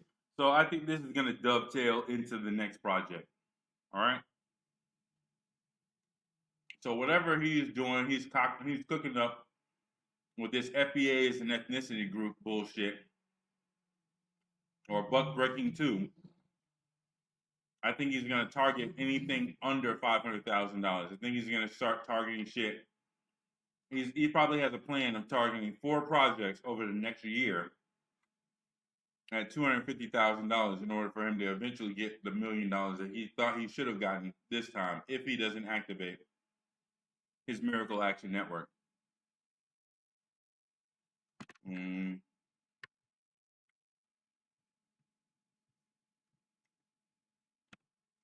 He has plans. He has planned out his moves. He said he plans out his moves in his last video. He knows what he is going to get and how successful it will be. Exactly, he did. See, I told you, a narcissist never really lies to you. He said, these things are a success because I planned them to be a success. I knew they were going to be a success before I. So he's already planning his next move.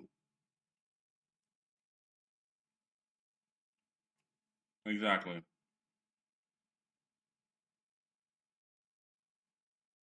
And again, it's going to a nonprofit, but you don't know what his defined salary is because you don't know what the actual bylaws of that nonprofit is, right? I would love to see those numbers associated with what he pays himself out of the money that comes into the nonprofit.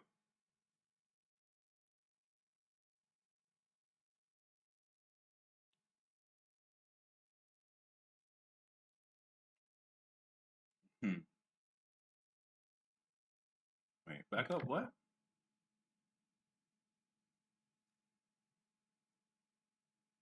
He's making music with that must be his wife. Who cares? Had mink slide shit. Now he's trying to diversify his portfolio. So as many things as possible.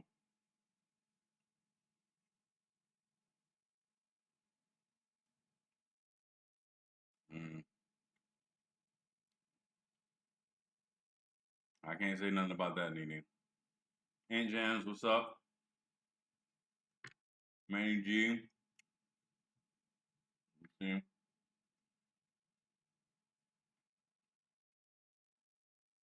Mm. Exactly.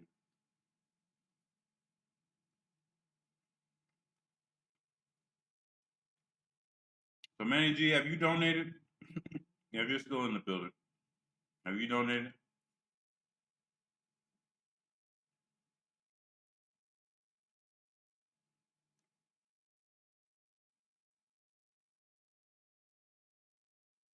Exactly. Exactly. Mike, he went from this museum is going to help. This museum is in a gentrified area. And so that's the reason why we need to buy it up so that we can have an anchor within this community after it turns white.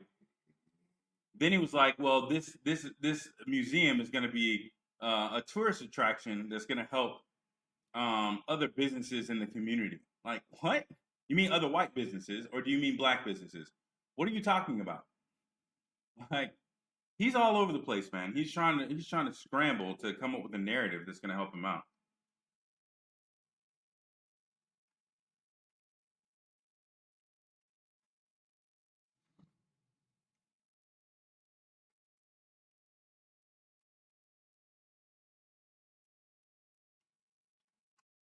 Y'all have to keep on remembering, like,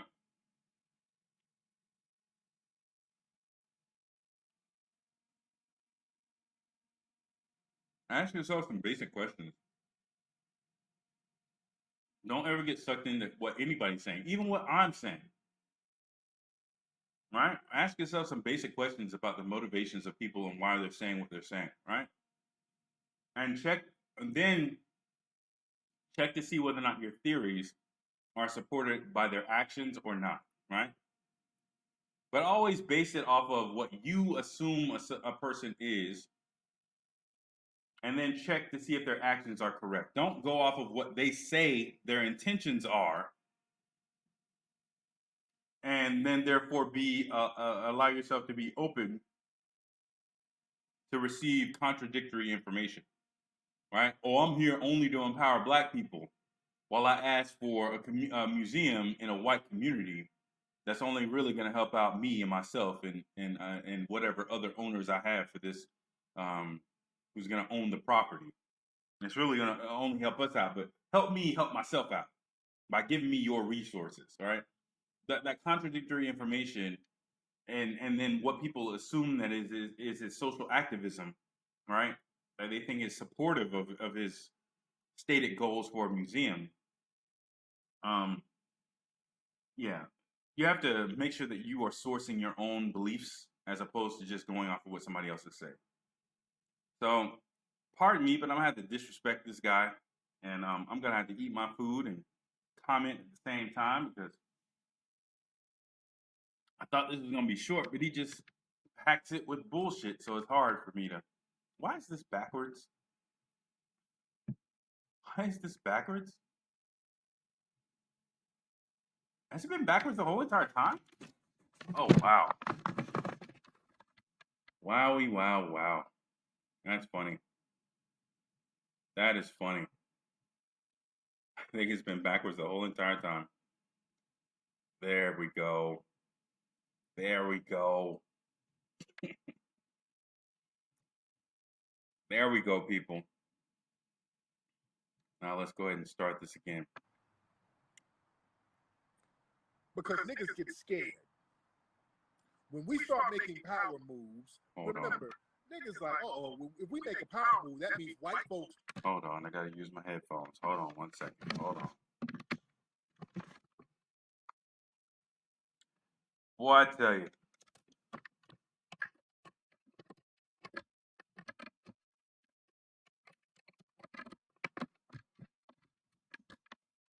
There we go. So many little problems, right? So many little problems. I was wondering why that was looking weird when I had the other thing up because it was backwards. That's why. Ain't nobody in the chat told me anything either. Y'all just let me. Nah, that was my fault. That was my mistake. They ain't gonna like us no more. Well, then your eyes get the bucket. Niggas' eyes get the bucket. Yeah? That would have been a power move. When it comes to power moves, we got to stop having niggas scared, like us doing this museum. This museum is a power move. I've had scared niggas hit me up. It's gonna be like the Black Wall Street. They white people's gonna burn it down. That's why we got to put protection mechanisms in place. Dude, I'm already thinking about the security teams that we're gonna have, even the way we're gonna build the building. I'm thinking about, you know, fireproofing the place. You understand what I'm saying? In the mock-up, we had windows, but I don't even think if we get the museum popping, I don't think we're going to have windows. No. You know, I don't think so either. Right? And I don't think it's going to be a 5-story structure either. I think it's going to be less than 5 stories because I don't believe that you can ever build a 5-story structure for $4 million. Since you're asking for 7 and the land is 3, I doubt you'll be able to build a 5-story structure for $6 million. But we already did this row of windows begins to when you see the video of the entryway. Let's go here. Turn this off. When you see the entryway, it doesn't really. Already here, it doesn't facilitate all of that entryway. See, it's one entryway. There's supposed to be a bookstore right there, and there's that. So if that's the case, what is all of this? All this glass entryways and stuff like that, so like it's a stadium thing. Oh, it's almost like this is not representative of what you're actually going to build anyway. But you're now having to try to come back off of it, and well, we're not going to do that. Well, we could just scroll down here, right? You just scroll down here a little bit. Where is it? There we go. See? Now this looks like the video, right? Come into a front lobby, all this other stuff. Now, the question is orientation, right? So is this the front of the building, right?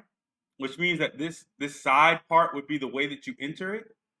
Because if that's the front of the building and those are supposed to be entryways, that's problematic because as you can see, those aren't actual doors, right? Those aren't actual doors right there. Now, these are doors, right? But they don't necessarily follow the mock-up, right? So if you go back up here and you see this, you see it's a continuous row of glass structures of door entryways, a door entryways over here, and the only little hard wall structure is actually at the corner, right?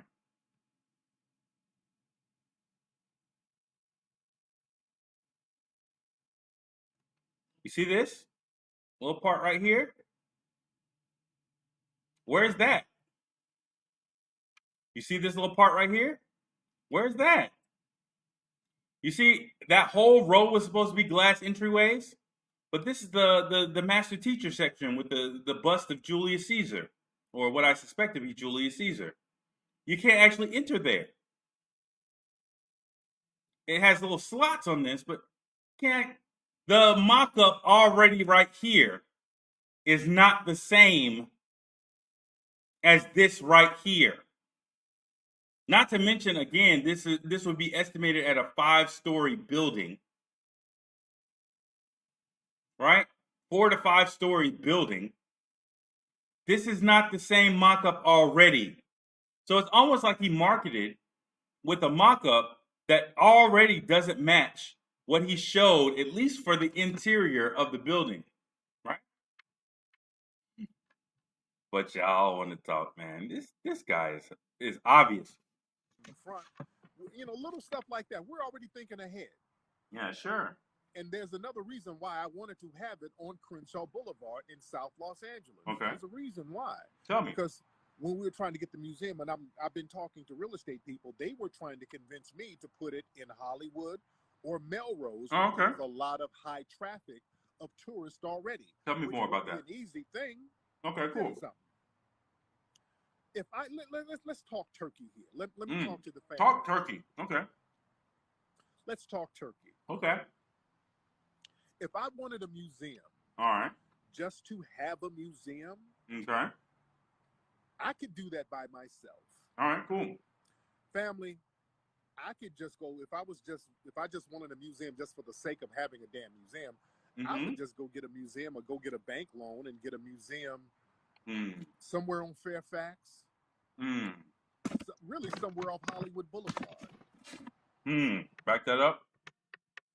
So all you people who gave all this money to this museum, who you ignored people who were saying, hey, he should be able to buy this his goddamn self. He shouldn't need money from black people in order to do it. With a mock-up that he's sort of already alluding to, may not necessarily be the same as the building that he's actually doing.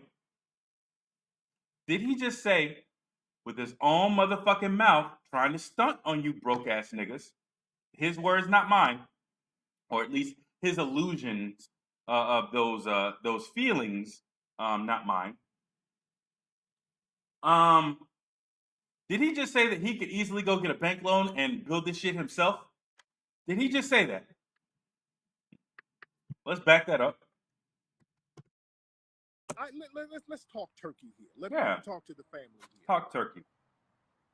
Let's talk turkey. Okay. If Pablo. I wanted a museum, just to have a museum, I could do that by myself. Family, I could just go if I just wanted a museum just for the sake of having a damn museum, I would Pay attention to how his mind works. A narcissist never lies.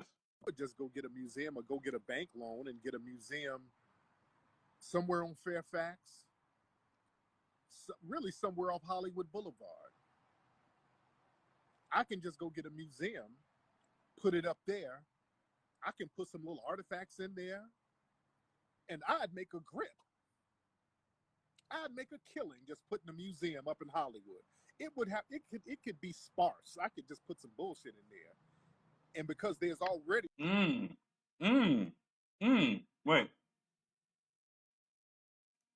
So when you're theorizing about doing a museum with your own money, putting some old bullshit up inside the museum and making it sparse is something that's acceptable to you to the point where you could say it to the people who are currently donating $500,000 to what they think is what the museum is going to look like.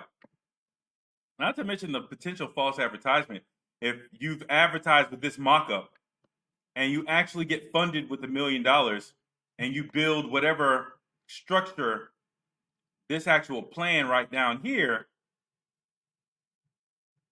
is actually calling for. All right? Because this is the first floor. I want to see the plans for the other 4 potential floors of this structure. I want to see where the 11 entryways are on this structure that you advertised initially for this building. because the entryways aren't here, right? The entryways are here, but they're not there, right? So I want to see how this correlates to this. That'll be interesting to know. But I want to. You just said you could buy your own. Then why do you need our money? Why do you need money from broke people? Let's back up. Let's back up. Let's hear what he had to say again, and then we're gonna go to our go-to clip it or a snippet of how he feels about black people. A bunch of Back up. I can put some little artifacts in there. Some old bullshit. Damn. Somewhere on Fairfax. Really somewhere off Hollywood Boulevard. Mm-hmm. I can just go get a museum. With the white people. Put it up there. I can put some little artifacts in there. And I'd make a grip. Mm. I'd make a killing just putting a museum up in Hollywood. Off of black people. It could be sparse. I could just put some bullshit in there. Mm. And because there's already a bunch of white tourists up there. Mm. But isn't Lamarck Park about to have a whole bunch of white tourists or white people in that area as well? So how is that a different business model? How is that a different business model? Yeah, I know about that Mexican dude who shot that brother on Melrose. I'll get on that in a minute. But let me just give y'all some game here. We could just do that. We could just make some little money up there and put it up there in Hollywood, right off Hollywood Boulevard somewhere. I could just get a space and put a museum up there and make my little coins. That's nothing. But that wouldn't do anything for the community. That really wouldn't do anything for us. Okay. Because the purpose of it, okay, like I said, all right, is to help fuel some of the businesses down there in the Crenshaw area, the Lamarck Park. You mean the businesses that are currently experiencing gentrification and therefore being forced out?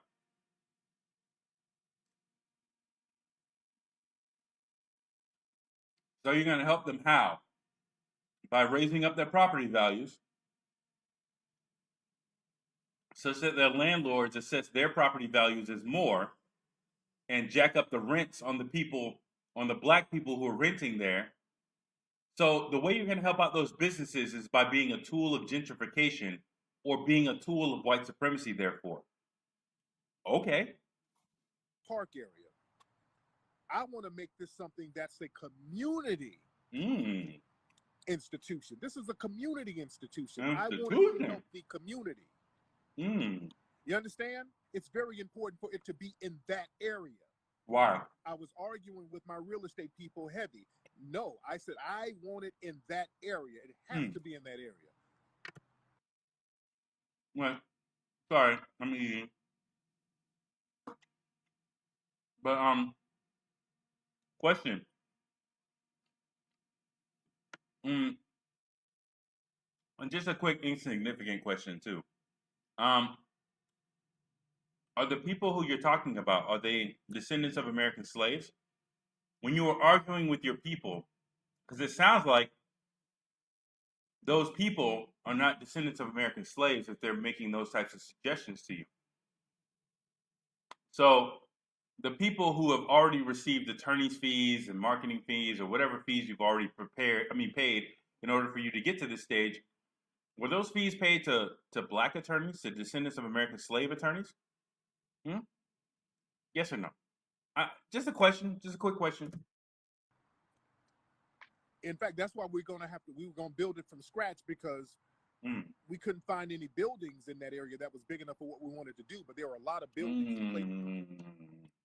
Yeah, so it looks like you looked at one of my videos going into LoopNet and looking at other properties that are already built that you could buy for less than what you're trying to build that shit for.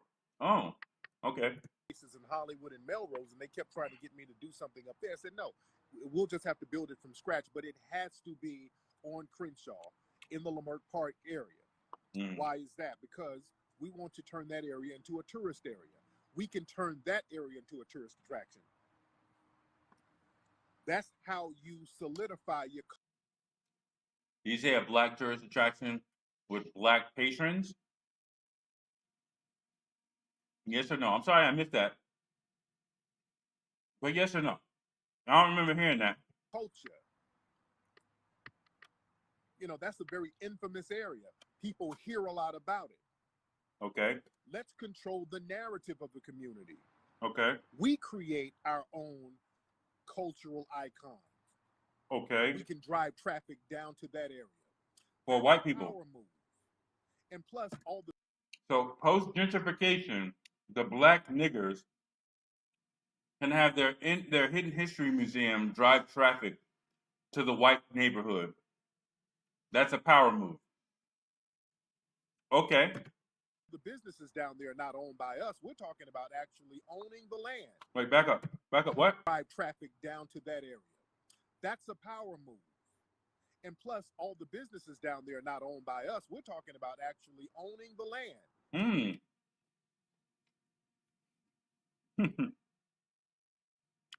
Y'all hear this shit, right? I can't focus all my time on this shit. I don't even know. I may have to break this up into a part 1 and part 2. Or do a part 3. Or part 2B. Because I can't focus my time on this shit. Did you hear what this nigga just said? Back it up. Back it up.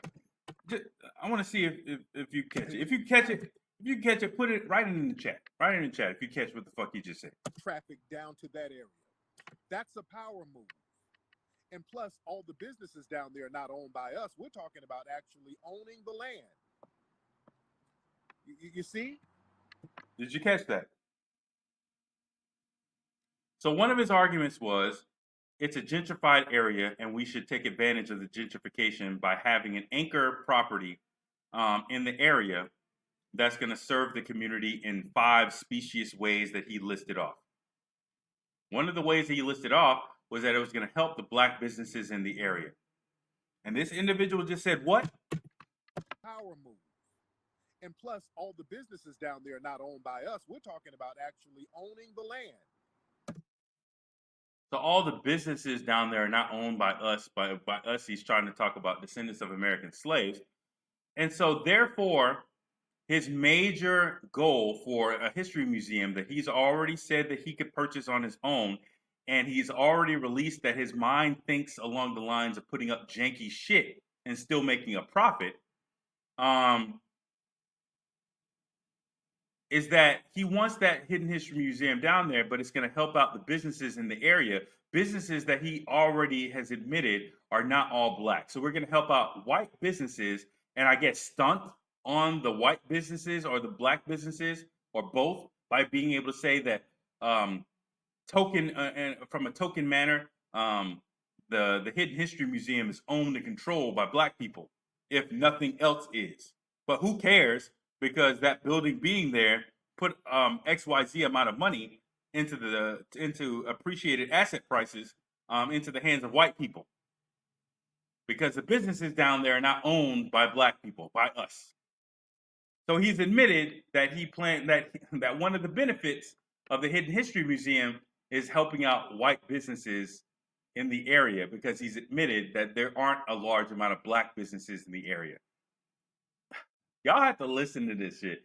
This shit is all in one video. All of this. Gentrification, the claims of helping black businesses, and now the acknowledgement that there aren't that many black businesses in the area.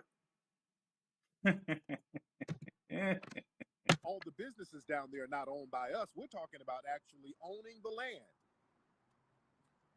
You see? Yeah, I see. We're talking about owning the land. We have to think in those terms. We got to think in power move terms. We have to think in power move terms. Yeah. Okay. Okay. Who is Cali? Okay. Who is this dude here? Okay. We got somebody in here trolling.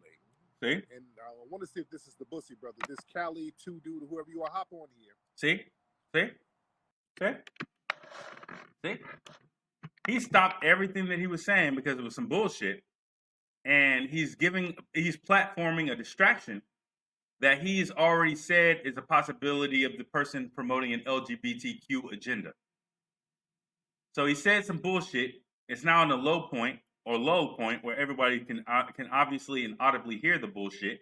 He's probably replayed it in his mind like, oh shit, I just said that there was no black businesses in the area. Let me distract these niggas with a joke. Let me ramble and scramble and get somebody else up in here so I can talk about them on the stream. This is all a game. He has about 3 moves and he does them bitches back to back to back. He washes and rinses and repeats those motherfucking moves over and over and over again. Yeah. Hop on here if you have anything to say. There you go. Hop on now. What's happening? You don't know what you're talking about, bro. Okay, why are you can't speak like a man? Why are you hiding like a bitch? Nah, because you're always talking about some African this, African that, African this, African that. You don't know what the hell you talking about, bro. When have I talked about Africa? Now you're lying. You came in How lying. the fuck I'm lying, bro? Go back to your shit and You're look lying. it up. I don't talk about Africa nothing. What are you talking about? You Why are you always hiding talking like a about bitch? you don't like Africans. Why are you okay? You're hiding like a bitch. Stop. You don't like a bitch. Africans. You why don't like you, black okay, Africans. Okay, so that means you're a tether. You're a non-FBA tether. Where from Africa are you? Where are you from? I'm from Ethiopia, jackass. Okay. Now get on, nigga. Get on camera. I don't need to be on camera. I'm just saying. Look, man. I'll be watching you for a long time, bro. Okay. What I'm saying is because you know what? It's just all I was doing is trying to get your attention. You know, now since I got your See? attention, There you go. it's just This nigga has ringers calling into his or playing around on his platform. This nigga has content ringers. like like seriously, I was supporting you at the first. You know, when I started following you, I was cool with everything that you was doing, and Right. I started seeing this. You start hating on this, African that, African this, African that. I'm like, really, bro? I've been here like almost all my life, bro. I grew up in California, in Inglewood. But you bullshitting with this African shit, bro. Get your shit straight. Nigga, I don't give a shit about what's going on in Africa. I don't really talk about Africa. I talk about what foundational black Americans are doing. Ain't nobody talking about nothing in Africa. Ain't nobody saying shit about no damn Africa. Nigga, you ain't even in Africa, motherfucker. So what you talking about? No. If I want to, I can go back there. But you ain't, nigga. You ain't. You in my shit, nigga. You in my shit, nigga. You ain't in Africa. And you ain't going back, motherfucker. You in my shit. You in our shit right now, nigga. No. So let's stop it. You in my shit, motherfucker. You in my shit, nigga. Me. Listen, this ain't your shit. This ain't your country. It is my shit, nigga. It is. Yes, it is. No, it ain't. It is. It is, motherfucker. You see, what's going on right now is he already got bitched out and punked and bitched to infinity by the dude who called in earlier while he was on that beach. We already covered that. So now he's trying to be preemptive with the bullshit. He's trying to make sure that nobody else tries to punk him like that again. Because that Chicago dude punked his ass entirely. All right. So now he's trying to fake like he's about that life in order to make sure that he pantomimes a man that Judge Joe Brown would approve of. Fuck out of here. You don't even know how you got here.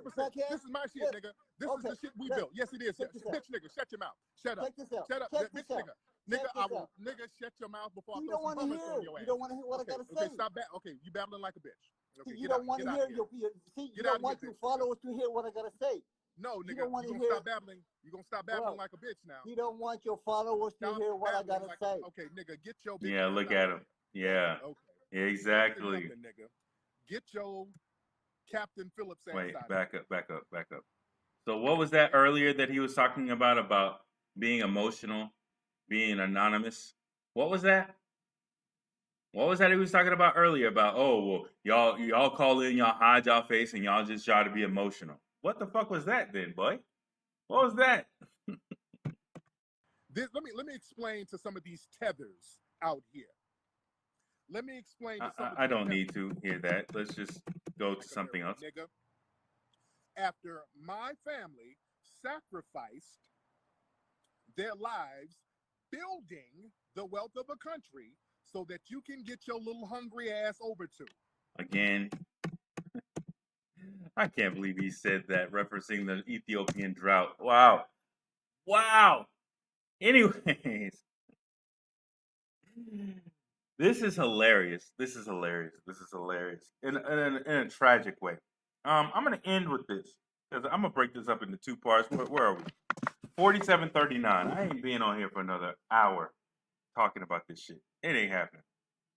So I'll break this up into another little episode and finish this out today. But let me say this: comedy. What is comedy? Comedy is the slicing of the skin, and the insertion of truth. And the feeling of that truth getting inside you, underneath your skin, is the reason why you laugh, right? I've always figured out, or I've always made the question, or had the question of, why is comedy? What is comedy, right? What is the purpose of comedy, right? Why do people laugh? Why do babies laugh? What's the purpose of laughter, right? What is the nature of that, right?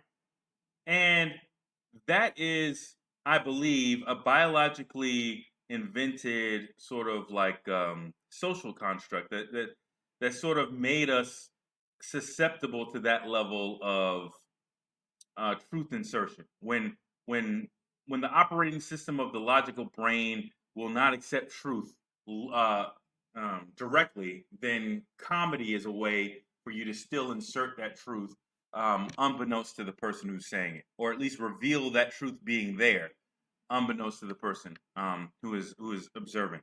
So the reason why Dave Chappelle and all these comedians make millions and millions and millions and millions of dollars is because if you had Dave Chappelle, Chris Rock, that little short nigga, what is the name? The short black nigga, what is the name? Who does a whole bunch of minstrel-esque yelling and hollering. What's that short dude's name? Damn, I can't remember. But if you had all those people get on board with saying reparations is necessary, right? Then you would definitely have a social movement around that. Because if they can hide that truth in comedy, then they can insert that truth in many, many groups of people, right? So let me back up. So the reason why Dave Chappelle, you don't see him doing the traditional setups and jokes anymore.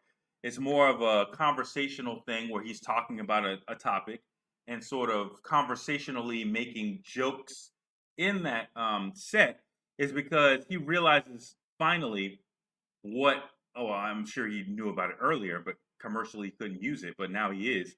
The true nature of comedy. The true nature of comedy is truth insertion, right?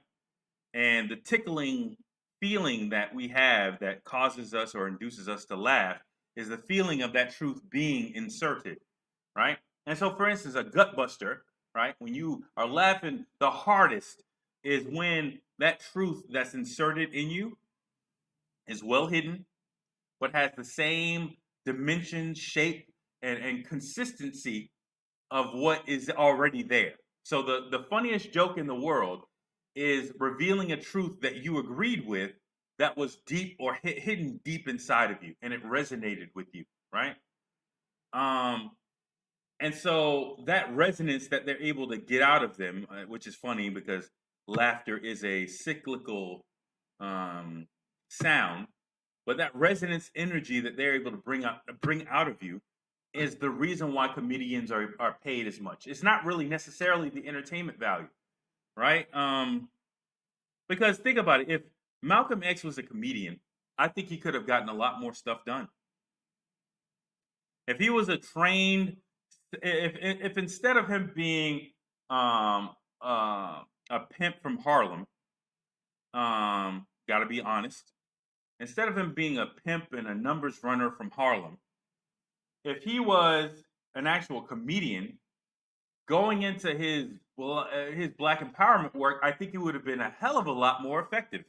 If he could hide all those truths about white society in jokes, he would actually he would have been able to insert those truths into many more people than just a few. And so when you look at Tariq Nasheed, that's what he sort of uses to a certain degree, but what he's trying to insert is basically the motivation of you buying the Hidden History Museum. He's trying to insert in you, hey, you have a need for this Hidden History Museum, or you have a need for Ogun juice, or you have a need for whatever product I'm selling you. That's his purpose. Or I have legitimacy in this space because look, I can have this observation of truth that you also agree with, and you know you agree with it because you're laughing. Just understand that comedy is a weapon. So long as you always remember that comedy is a weapon, you'll realize when it's being wielded against you, right? Comedy is a very well sharpened weapon, right? It's a means of inserting truth, right? Or a means, well, the question is whether or not comedy can also insert or massage lies. That's something I haven't really had time to think about. Maybe it is, maybe it isn't. But definitely, comedy is a way of inserting truth, all right? Or rubbing up against your hidden truth. So just keep that in mind when you're hearing somebody make jokes. Keep that in mind. Like, what's the purpose of you doing this? What truth are you trying to insert? Or what supposed truth are you trying to insert in my brain or in my psyche with this joke? Right? What are you trying to normalize? So, anyways, I'll leave you with that. But I'm not doing this all day. I got other shit to do. So I'm gonna end this. But yeah,